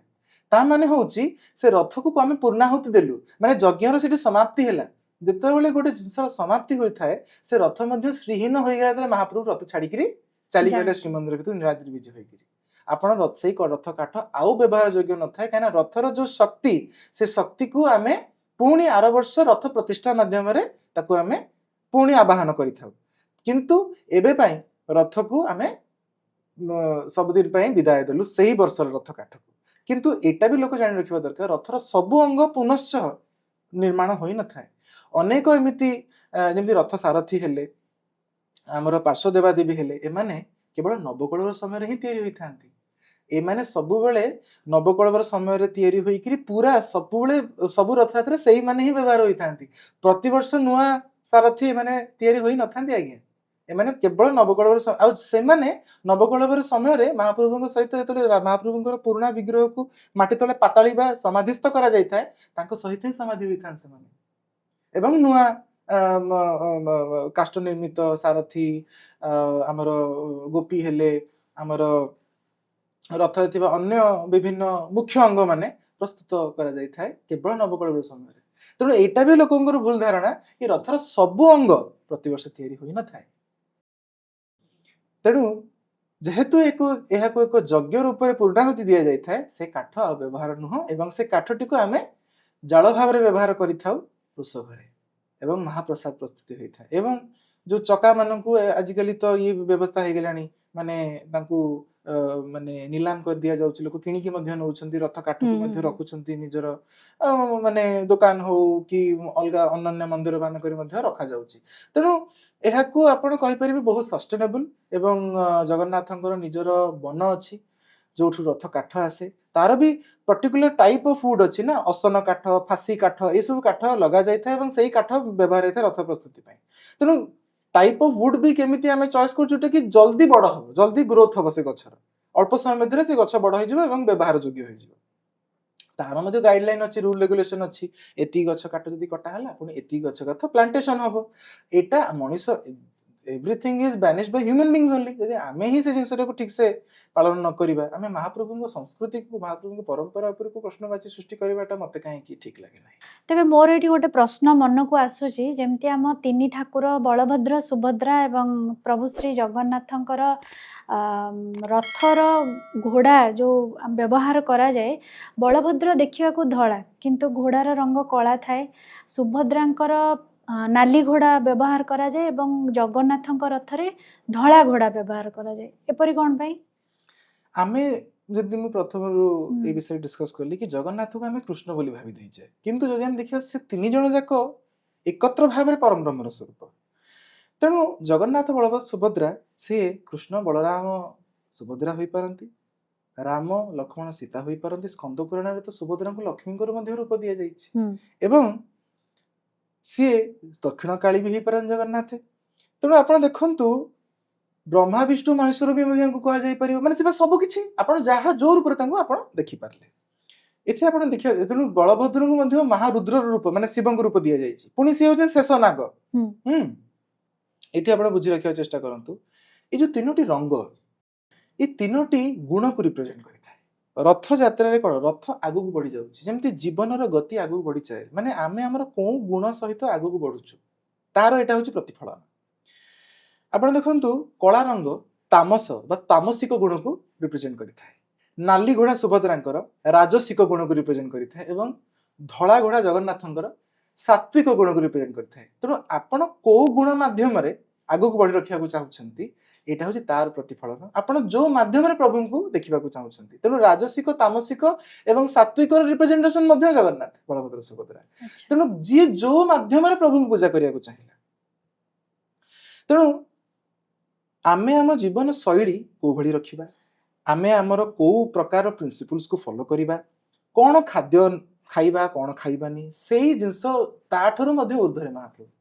कारण महाप्रभु को पाखे कोन से रेस्ट्रिक्शन नाही, आपण भक्ति माध्यम रे ही जगन्नाथ को जय करि परिबे बा प्राप्त करि परिबे। ता होछि केवल गोटिए बाट महाप्रभु को पाखे को जिबा पाए। तेणु ए जो घोड़ा जो बंधा जाई था, ए रंग गुण को रिप्रेजेंट करि था, किंतु जेमति कहिली एकत्र भाव रे से जेमति परम ब्रह्म, सेमति एकत्र भाव जदि हम रंग को मिसै दबा, ताले जे निर्वाण को जीवा को चाहिबा से निर्गुण हवा दरकार, माने सब गुण रु ऊर्ध्वरे। आपण निर्गुण जतेबेले हे जेबे, माने आपण को आ no compulsion can affect you, no external forces can affect you. आपण एमिति हे जेबे जे आपण में दुख एवं सुख समान। अब जतेबेले आपण लाइफ टी को से बैलेंसिंग वे रे देखिबा आरंभ करिवे, निर्गुण हे जेबे आपण, ताहाले आपण को मोक्ष प्राप्ति बा जोटा के हम साल्वेशन बोली कहू बा निर्वाण बोली कहू, आपण सेटा प्राप्ति करिवो को आपण को आउरी सुंदर सुजोग टे मिलिवो। तेणु को पद्धति रे आपण महाप्रभु बाकू जीवा को चाहछंती, गेट्स आर ओपन। महाप्रभु को पाखरे कोनोसी रेस्ट्रिक्शन नाही, तामसिक हो, राजसिक हो, सात्विक हो, जो गुण माध्यम ने मध्य आपण महाप्रभु खोजिले आपण पाइबे। एहा होछि तार वार्ता। तेणु रथ लाइफ रे आगु को बढ़ी जिवो। घोड़ार प्रतीक कोन? घोड़ा आगु को दौड़ुची, माने आपण आगु को प्रोग्रेस बा प्रोग्रेसिवनेस रो प्रतीक होछि घोड़ा, एवं आपण को गुण को धरि आगु को जीवा को चाहछंती तार प्रतिफलन। बहुत बढ़िया मेसेज एठा मु जान नथिले, जानिया को पाइली। तबे जो अधरपणा नीति करा जाए, जो अधरपणा आमर रही ताकू भक्त माने बहुत आतुरतार सह ताकू ग्रहण करिया पई आवेगर सह आगे जाती, तो एटा ग्रहण करबा केते दूर प्राजुज्य? एटा अगेन मिसकनसेप्शन कि लोक माने भाबंती एटा जेहेतु महाप्रभु को भोग लागुची माने एटा आम पई भी महाप्रसाद खाइ देबा ठीक अछि। लोक माने भाबिबाटा मु लोक मान को संपूर्ण दोष देबी नाही, बिकॉज़ आमर जगन्नाथ संस्कृति सेही भली भाबरे प्रचार होई नाही, लोक मान को पाखरे सेही ज्ञान ठीक से भाबरे मे बी डिसिमिनेट हेई परनी, पहुंची पारि नाही। बट आमे एटा बुझी रखिबा दरकार कि एही जो पणाटी जदि लोक मान पई हेई थांता, ताले कोन रथ बिरा को भांगीबार आवश्यकता थांता? न भांगी से हांडी टिकु रखी कि हांडी रु पणा आनी लोक को बांटनते, ଭାଙ୍ଗୁଛେ କାହିଁକି ସେଇ ପ୍ରଶ୍ନଟି ଲୋକ କାହିଁ ପଚାରୁନାହାନ୍ତି ସେ କ୍ୟୁରିଓସିଟିଟା ଆମର କଲଚର ପ୍ରତି ଆମର ରହିବା ଦରକାର ଯାହା ପ୍ରତି ଆମେ ଆମ କଲଚରକୁ ଆହୁରି ପାଖରୁ ଚିହ୍ନି ପାରିବା ଆପଣ ବୁଝିବାକୁ ଚେଷ୍ଟା କରନ୍ତୁ ଏହା ହେଉଛି ପୂର୍ଣ୍ଣାହୁତିର ପ୍ରତୀକ ଯଜ୍ଞ ଯଜ୍ଞ ରଥଯାତ୍ରା ଯଦି ଗୋଟେ ଯଜ୍ଞ ହୁଏ ତାର ପୂର୍ଣ୍ଣାହୁତିର ପ୍ରତୀକ ହେଉଛି ଅଧରପଣା ଜଗନ୍ନାଥ ଯେ କେବଳ ମଣିଷମାନଙ୍କ ଠାକୁର ତାହା ନୁହଁ ଅଶରୀରୀ ପିଶାଚ ଆତ୍ମା ଭୂତ ପ୍ରେତ ସମସ୍ତଙ୍କ ଠାକୁର କାରଣ ସେ ସାକ୍ଷାତ ଦକ୍ଷିଣ କାଳୀ ତେଣୁ ଜଗନ୍ନାଥ ବଳଭଦ୍ର ସୁଭଦ୍ରା ଯେହେତୁ ପରମ ବ୍ରହ୍ମ ତାଙ୍କୁ ପ୍ରସାଦ ଟିକେ ପ୍ରାପ୍ତ ହୋଇ ମୋକ୍ଷ ପାଇଁକି ସେମାନେ ମଧ୍ୟ ରଥ ଚାରିପଟେ ଘୁରି ବୁଲିଥାନ୍ତି ଏବଂ ରଥରେ ଯୋଉ ଦେବାଦେବୀ ମାନେ ଥାଆନ୍ତି ରଥରେ ଯୋଉ ଗୋପୀ ମାନେ ଥାଆନ୍ତି ରଥରେ ଯୋଉ ଋଷି ମାନେ ଥାଆନ୍ତି ରଥରେ ଯୋଉ ସାରଥୀ ଥାଆନ୍ତି ରଥରେ ଯୋଉ ଘୋଡ଼ା ଥାଆନ୍ତି ରଥରେ ଯୋଉ ଚକମାନେ ଥାଆନ୍ତି ରଥରେ ଯୋଉ ପାର୍ଶ୍ୱ ଦେବାଦେବୀ ମାନେ ଥାଆନ୍ତି ଓଲଟ ଶୁଆ ଥାଆନ୍ତି ସେମାନଙ୍କୁ ମଧ୍ୟ ଫେୟାରୱେଲ ତ ଦିଆଯିବ ନା ନାହିଁ ତେଣୁ ସେମାନଙ୍କ ପାଇଁକି ଏହା ଏକ ସମ୍ମାନର ଜିନିଷ କି ପ୍ରଭୁ ଆପଣଙ୍କୁ ଆମେ ଧନ୍ୟବାଦ ଦେଉଛୁ ଆପଣମାନେ ଆମ ରଥଯାତ୍ରା ସମୟରେ ରଥକୁ ସୁରକ୍ଷା ପ୍ରଦାନ କଲେ ରଥ ପାର୍ଶ୍ୱରେ ରହି ରଥକୁ ଆମକୁ ରଥଯାତ୍ରା ସଫଳ ଭାବରେ କାର୍ଯ୍ୟକାରୀ କରିବାକୁ ଦେଲେ ଏହା ଗୋଟେ ସମ୍ମାନର ଜିନିଷ ତେଣୁ ଏହା ଭକ୍ତମାନ ବା ମଣିଷମାନଙ୍କ ପାଇଁ ଉଦ୍ଦିଷ୍ଟ ନୁହଁ ଆମେ ଯାହାକୁ ଦେଖିପାରୁନାହୁଁ ସେମାନଙ୍କ ପାଇଁ ଉଦ୍ଦିଷ୍ଟ ଯେମିତିକି ଅଶରୀରୀ ଆତ୍ମା ପ୍ରେତାତ୍ମା ଦେବତାମାନେ ଏବଂ ଋଷି ମୁନି ଏମାନଙ୍କ ପାଇଁ ଯାହାକୁ ଆମେ ଦେଖିପାରୁନୁ କିନ୍ତୁ ସେମାନେ ଅଛନ୍ତି ଜଗନ୍ନାଥଙ୍କ ପାଖେ ପାଖେ ରହୁଛନ୍ତି ତାଙ୍କ ଚାରି ପାଖରେ ବୁଲୁଛନ୍ତି ଏବଂ ମୋକ୍ଷ ପ୍ରାପ୍ତି ପାଇଁ ଯେଉଁମାନେ ଆବେଗ ଭରା ଭାବନାର ସହିତ ମହାପ୍ରଭୁଙ୍କୁ ଅପେକ୍ଷା କରିଛନ୍ତି କି ବର୍ଷକୁ ଥରେ ମହାପ୍ରଭୁ ବାହାରକୁ ଆସିବେ କାହିଁକିନା ସେମାନେ ମହାପ୍ରଭୁଙ୍କୁ ଦର୍ଶନ କରିବାର ଯୋଉ ସୌଭାଗ୍ୟଟା ରଥଯାତ୍ରା ବେଳେ ପାଇଥାନ୍ତି କାହିଁକିନା ମହାପ୍ରଭୁ ବ୍ରହ୍ମାଣ୍ଡ ସାମ୍ନାକୁ ପଳେଇ ଆସିଥାନ୍ତି ବଡ଼ଦାଣ୍ଡ ଉପରେ ବସିଥାନ୍ତି ଦେଖନ୍ତୁ ଏଇ ବଡ଼ଦାଣ୍ଡରୁ ମତେ ଗୋଟେ ଜିନିଷରେ ମନେ ପଡ଼ିଲା ମହାପ୍ରଭୁଙ୍କର ବଡ଼ ଦେଉଳ ବଡ଼ ଦାଣ୍ଡ ବଡ଼ ରଥ ମହାପ୍ରସାଦ ମାନେ ସବୁ ଜିନିଷ ତାଙ୍କର ବଡ଼ କିନ୍ତୁ ମହାପ୍ରଭୁ ତୁଳସୀ ଟିକେରେ ସେ ଖୁସି ଫୁଲ ଟିକେ ଦେଇଦେଲେ ସେ ଖୁସି ଗାମୁଛା ଗଣ୍ଡେ ପିନ୍ଧିଦେଲେ ବି ସେ ଖୁସି ତାଙ୍କୁ ସେ କେବେ ସେ ଯୋଉ ଲାଭିଶନେସ୍ ଯୋଉ ଲକ୍ଜରୀ ଆମେ କହୁ ସେ ସିମ୍ପ୍ଲିସିଟି ଭିତରେ ସେ ଲକ୍ଜରୀଟାକୁ ଦେଖାନ୍ତି କି ମୋ ପାଖେ ସବୁ ଅଛି ମୋ ପାଟରାଣୀ ନିଜେ ମହାଲକ୍ଷ୍ମୀ ଯିଏ ସବୁ ଧନ ସମ୍ପତ୍ତିର ମାଲିକାଣୀ କିନ୍ତୁ ସବୁ ଥାଇ ମଧ୍ୟ ଯିଏ ସିମ୍ପଲ ସେଟା ବି ଆମେ ଜଗନ୍ନାଥଙ୍କଠୁ ଶିଖୁଛୁ କେମିତି ଆଡଜଷ୍ଟ କରିବା କମ୍ପ୍ରୋମାଇଜ କରିବା ଆକ୍ସେପ୍ଟ କରିବା ସେ ଜିନିଷଟା ବି ମହାପ୍ରଭୁଙ୍କଠୁ ଶିଖୁଛୁ ଯେତେବେଳେ ମହାପ୍ରଭୁଙ୍କ ମନ୍ଦିର ଉପରେ ବାରମ୍ବାର ଆକ୍ରମଣ ହେଲା ମହାପ୍ରଭୁଙ୍କୁ ନେଇକରି କୋଉଠି ଲୁଚେଇ ଦେଲେ ମହାପ୍ରଭୁ ସେଠି ରହିଗଲେ ଯୋଉ ଜାଗାକୁ ଗଲେ ସେ ଫଳ ଖାଇଲେ ଯେତେବେଳେ ହଁ ଚିଲିକା ଯେତେବେଳେ ଗଲେ ମହାପ୍ରଭୁ ଚିଲିକା ଭିତରେ ଗୋଟେ ଦ୍ୱୀପ ଭିତରେ ଲୁଚେଇ ଦିଆଗଲା ଆଇଲ୍ୟାଣ୍ଡ ଭିତରେ ସେ ଆଇଲ୍ୟାଣ୍ଡରେ କିଛି ନଥିଲା ସେ ଆଇଲ୍ୟାଣ୍ଡରେ କେବଳ କାଙ୍କଣ ବଣ ଥିଲା କାଙ୍କଣ କୌଣସି ମନ୍ଦିରରେ ଆଜ୍ଞା କଣ୍ଟା ଜାତୀୟ ଫଳ ମହାପ୍ରଭୁଙ୍କୁ ଭୋଗ କରାଯାଏ ନାହିଁ କାଙ୍କଣ ଖାଇଲେ ପ୍ରଭୁ ଆଡଜଷ୍ଟ ଯୋଉ ଦେଶ ଯିବି ସେ ଫଳ ଖାଇବି ମହାପ୍ରଭୁ ଆମକୁ କଣ ନ ଶିଖେଇଛନ୍ତି ଆପଣ ଟିକେ ଚିନ୍ତା କଲେ ତେଣୁ ମହାପ୍ରଭୁ ନିଜକୁ ପଛରେ ରଖିକି ଭଉଣୀକୁ ଆଗରେ ରଖନ୍ତି ସ୍ତ୍ରୀକୁ ଆଗରେ ରଖନ୍ତି ମହାପ୍ରଭୁ ନିଜ ନାଁଟାକୁ ଲୁଚେଇକିରି ଶ୍ରୀ ମନ୍ଦିର ବୋଲି କୁହାଯାଏ ତେଣୁ ଲେଡିଜ ଫାର୍ଷ୍ଟ କନସେପ୍ଟ ଆମେ ୱେଷ୍ଟର୍ଣ୍ଣ ଟୁ ଶିଖିବା କି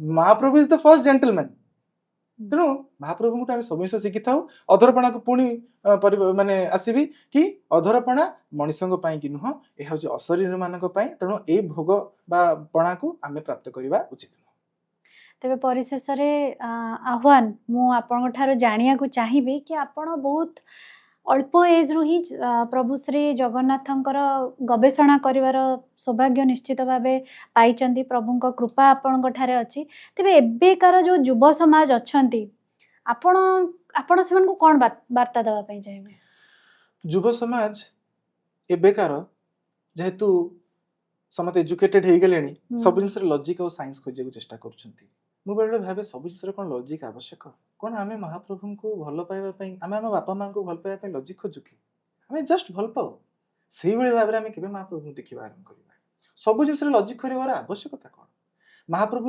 ଆମେ ଯେମିତି ଆମେ ବାପା ମାଆଙ୍କ ଋଣ କେବେ ସୁଝିପାରିବା ନାହିଁ ତମେ ଟିକେ ଚିନ୍ତା କଲ ଏଇ ଯୋଉ ବାୟୁ ଆମେ ନିଶ୍ୱାସ ପ୍ରଶ୍ୱାସ ନେଉଛୁ ଯୋଉ ପାଣି ଆମେ ପିଉଛୁ ଯୋଉ ନଦୀ ନାଳ ପର୍ବତ ଏଇ ଯୋଉ ନେଚର ପ୍ରଭୁ ଆମକୁ ଦେଇଛନ୍ତି ଆମେ ତାଙ୍କ ଋଣ ସୁଝିପାରିବା କି ସେ ଆମ ବାପା ମା ନୁହଁ କି ସବୁ ଜିନିଷର ଲଜିକର ଆବଶ୍ୟକତା କ'ଣ ଆଜ୍ଞା ଭଲ ପାଇବା ପାଇଁ କ'ଣ ଲଜିକ ଦରକାର ଭଲ ପାଇବା ତ ହେଇଯାଏ ନା ତେଣୁ ସେଇ ଭଲ ପାଇବାଟାକୁ ଆମ ଭିତରେ ଜାଗ୍ରତ କରିବାର ଅଛି ମହାପ୍ରଭୁଙ୍କ ପ୍ରତି ଯୋଉ ସମର୍ପଣ ଭାବ ଆପଣ ଦେଖିଛନ୍ତି ସବୁ ମନ୍ଦିରରେ ଆମେ ଏମିତି ନମସ୍କାର କରିଥାଉ ଜଗନ୍ନାଥଙ୍କ ପାଖରେ ଆମେ ଏମିତି କରିଥାଉ ଏଇ ହାତ ଟେକିବାର ଅର୍ଥ କ'ଣ ସରେଣ୍ଡର ଯେତେବେଳେ ଆମେ ପୋଲିସ ଯାଉ ଧରା ପଡୁ ଆମେ ସରେଣ୍ଡର କରୁ ଜଗନ୍ନାଥଙ୍କ ପାଖରେ ସରେଣ୍ଡର ମାନେ ମୁଁ ମୋ ସମ୍ପୂର୍ଣ୍ଣ ଶରୀରକୁ ଆପଣଙ୍କ ପାଖରେ ସବମିଟ କଲି ମହାପ୍ରଭୁ complete surrender to the Mahaprabhu or the Param Brahma ସେଥିପାଇଁ ଜଗନ୍ନାଥଙ୍କ ପାଖରେ the gesture which we pay homage to Mahaprabhu is like this not like this ଯାହା ନିଜକୁ ସମ୍ପୂର୍ଣ୍ଣ ଭାବରେ ଥରେ ସମର୍ପଣ କରିକି ତ ଦେଖ ତାର ମଜାଟା ପାଇବ ନା ଆପଣ ଯଦି କେବଳ ସବୁ ଜିନିଷରେ ଲଜିକ ଆଉ ସାଇନ୍ସ ଖୋଜିବେ ଜଗନ୍ନାଥ ତ ସାଇନ୍ସ ଟୁ ଉର୍ଦ୍ଧ୍ୱରେ ଆଜ୍ଞା।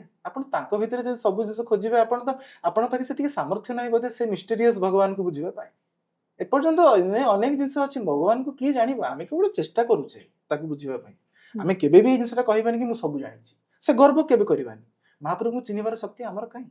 ଆମେ କେବଳ ଭକ୍ତର ଭକ୍ତି ମାଧ୍ୟମରେ ମହାପ୍ରଭୁଙ୍କୁ ଟିକେ ଚିହ୍ନିବାକୁ ଚେଷ୍ଟା କରୁଛୁ। ଆମେ ଆମ ୱେରେ ମହାପ୍ରଭୁଙ୍କୁ ଇଣ୍ଟରପ୍ରିଟ କରିବାକୁ ଚେଷ୍ଟା କରୁଛୁ। ଆମେ ଏଇଟା କେବେ ଦୃଢ଼ ସହିତ ଏହା କହିପାରିବାନି କି ମୁଁ ମହାପ୍ରଭୁଙ୍କୁ ପୁରା ଚିହ୍ନିଗଲି, ନା, ପୁରା ଜୀବନ ବିତିଯିବ, ତାହା ସମ୍ଭବ ନୁହଁ। ତେଣୁ ମୁଁ ଭାବିବି ଆଜିର ଯୁବପିଢ଼ି ଆଗ ପ୍ରେମ କରିବା ଶିଖୁ, ମହାପ୍ରଭୁଙ୍କୁ ଭକ୍ତି କରିବା ଶିଖୁ, ଏବଂ ନିଜ କଲଚରାଲ ରୁଟ୍ସ ମାଧ୍ୟମରେ ଆମେ କେମିତି ସେଠୁ କ'ଣ ମେସେଜ ଡିରାଇଭ୍ କରିକି ନିଜ ଲାଇଫରେ ତାକୁ ମାନେ ଇମ୍ପ୍ଲିମେଣ୍ଟ କରିକି ଆମ ଲାଇଫଟିକୁ ଆହୁରି ବେଟର କରିପାରିବା, ତା ପ୍ରତି ଧ୍ୟାନ ଦେଲେ ତାଙ୍କର ନିଜର ଇଣ୍ଟରେଷ୍ଟ ପୁଣି ଆରେ ହଁ ତ, ଯେମିତି ମୁଁ ଆପଣଙ୍କୁ କ୍ୱାରେଣ୍ଟାଇନ୍ କଥା କହିଲି, ଏସବୁ କଥା କହିଲି, ଯଦି ଜଣେ ପିଲାଟି ସେ ଶିଖିବା ଆରମ୍ଭ କରିବା, ଆରେ ହଁ ତ ଆମ କଲଚର ତ ଆମକୁ କେତେ ଶିଖାଏ, ଯଦି ମୁଁ ଆମ କଲଚର ବିଷୟରେ ଟିକେ ଆଗରୁ ଜାଣିଥାନ୍ତି, ପଢିଥାନ୍ତି, ବୋଧହୁଏ ବହୁତ ଜିନିଷ କଲଚର ହିଁ ଶିଖିଥାନ୍ତି। ଜଗନ୍ନାଥ ମହାପ୍ରସାଦ କେମିତି ପ୍ରସ୍ତୁତ ହୁଏ, କ'ଣ ତାର ଖାଇଲେ କ'ଣ ହେଲ୍ଥ ବେନିଫିଟ୍ସ ଆମେ କେବେ ପଢିଛେ? ତେଣୁ ଆମେ ଆଜିକାଲି ଯାଇକି ସିଧା ଆଣ୍ଟିବାୟୋଟିକଟା ଖାଇ ଦଉଛେ, କିନ୍ତୁ ନ୍ୟାଚୁରାଲ ପଦ୍ଧତିରେ ଆୟୁର୍ବେଦିକ ମାଧ୍ୟମରେ ବି ଗୋଟେ ଜିନିଷ ଭଲ ହେଇପାରେ, ତାର ସାଇଡ୍ ଇଫେକ୍ଟ ବି ନାହିଁ। ତେଣୁ ସାଇନ୍ସ ତ ସେଇଥିରେ ହିଁ ଅଛି ନା, ଯଦି Jagannath is beyond science means science is within it. ତେଣୁ ମୁଁ ସବୁବେଳେ ସେଇଥିପାଇଁ କୁହେ ମହାପ୍ରଭୁଙ୍କୁ ଆଗ ଭଲ ପାଇବା ଶିଖନ୍ତୁ, ସବୁ ଜିନିଷରେ ଲଜିକ୍ ଖୋଜନ୍ତୁ ନାହିଁ, ନହେଲେ ବହୁତ ସମୟ ପଳେଇବ, ଆମେ ମହାପ୍ରଭୁଙ୍କୁ ଆକ୍ଚୁଆଲି ପ୍ରେମ କରିପାରିବାନି। ତେଣୁ ଆଗ ପ୍ରେମରେ ମହାପ୍ରଭୁଙ୍କୁ ଖୋଜ, ମହାପ୍ରଭୁ ନିଶ୍ଚୟ ମିଳିବେ। ବହୁତ ବଢ଼ିଆ ଭାବେ ବୁଝେଇଲେ, ଆଉ ଆଶା କରୁଛି କି ଆମର ଏଇ ପଡକାଷ୍ଟ ମାଧ୍ୟମରେ ଲୋକଙ୍କ ପାଖରେ ଆଟଲିଷ୍ଟ ମୋର ଯେଉଁ ଭ୍ୟୁଅର୍ସ ଅଛନ୍ତି ତାଙ୍କ ପାଖରେ ବହୁତ ଭଲ ବାର୍ତ୍ତା ପହଞ୍ଚି ପାରିବ। ତେବେ ଆପଣ ଆସିଲେ, ବହୁ ମୂଲ୍ୟବାନ ସମୟ ଦେଲେ, ବହୁତ ବହୁତ ଧନ୍ୟବାଦ। ବହୁତ ବହୁତ ଧନ୍ୟବାଦ। ଜୟ ଜଗନ୍ନାଥ। ଜୟ ଜଗନ୍ନାଥ।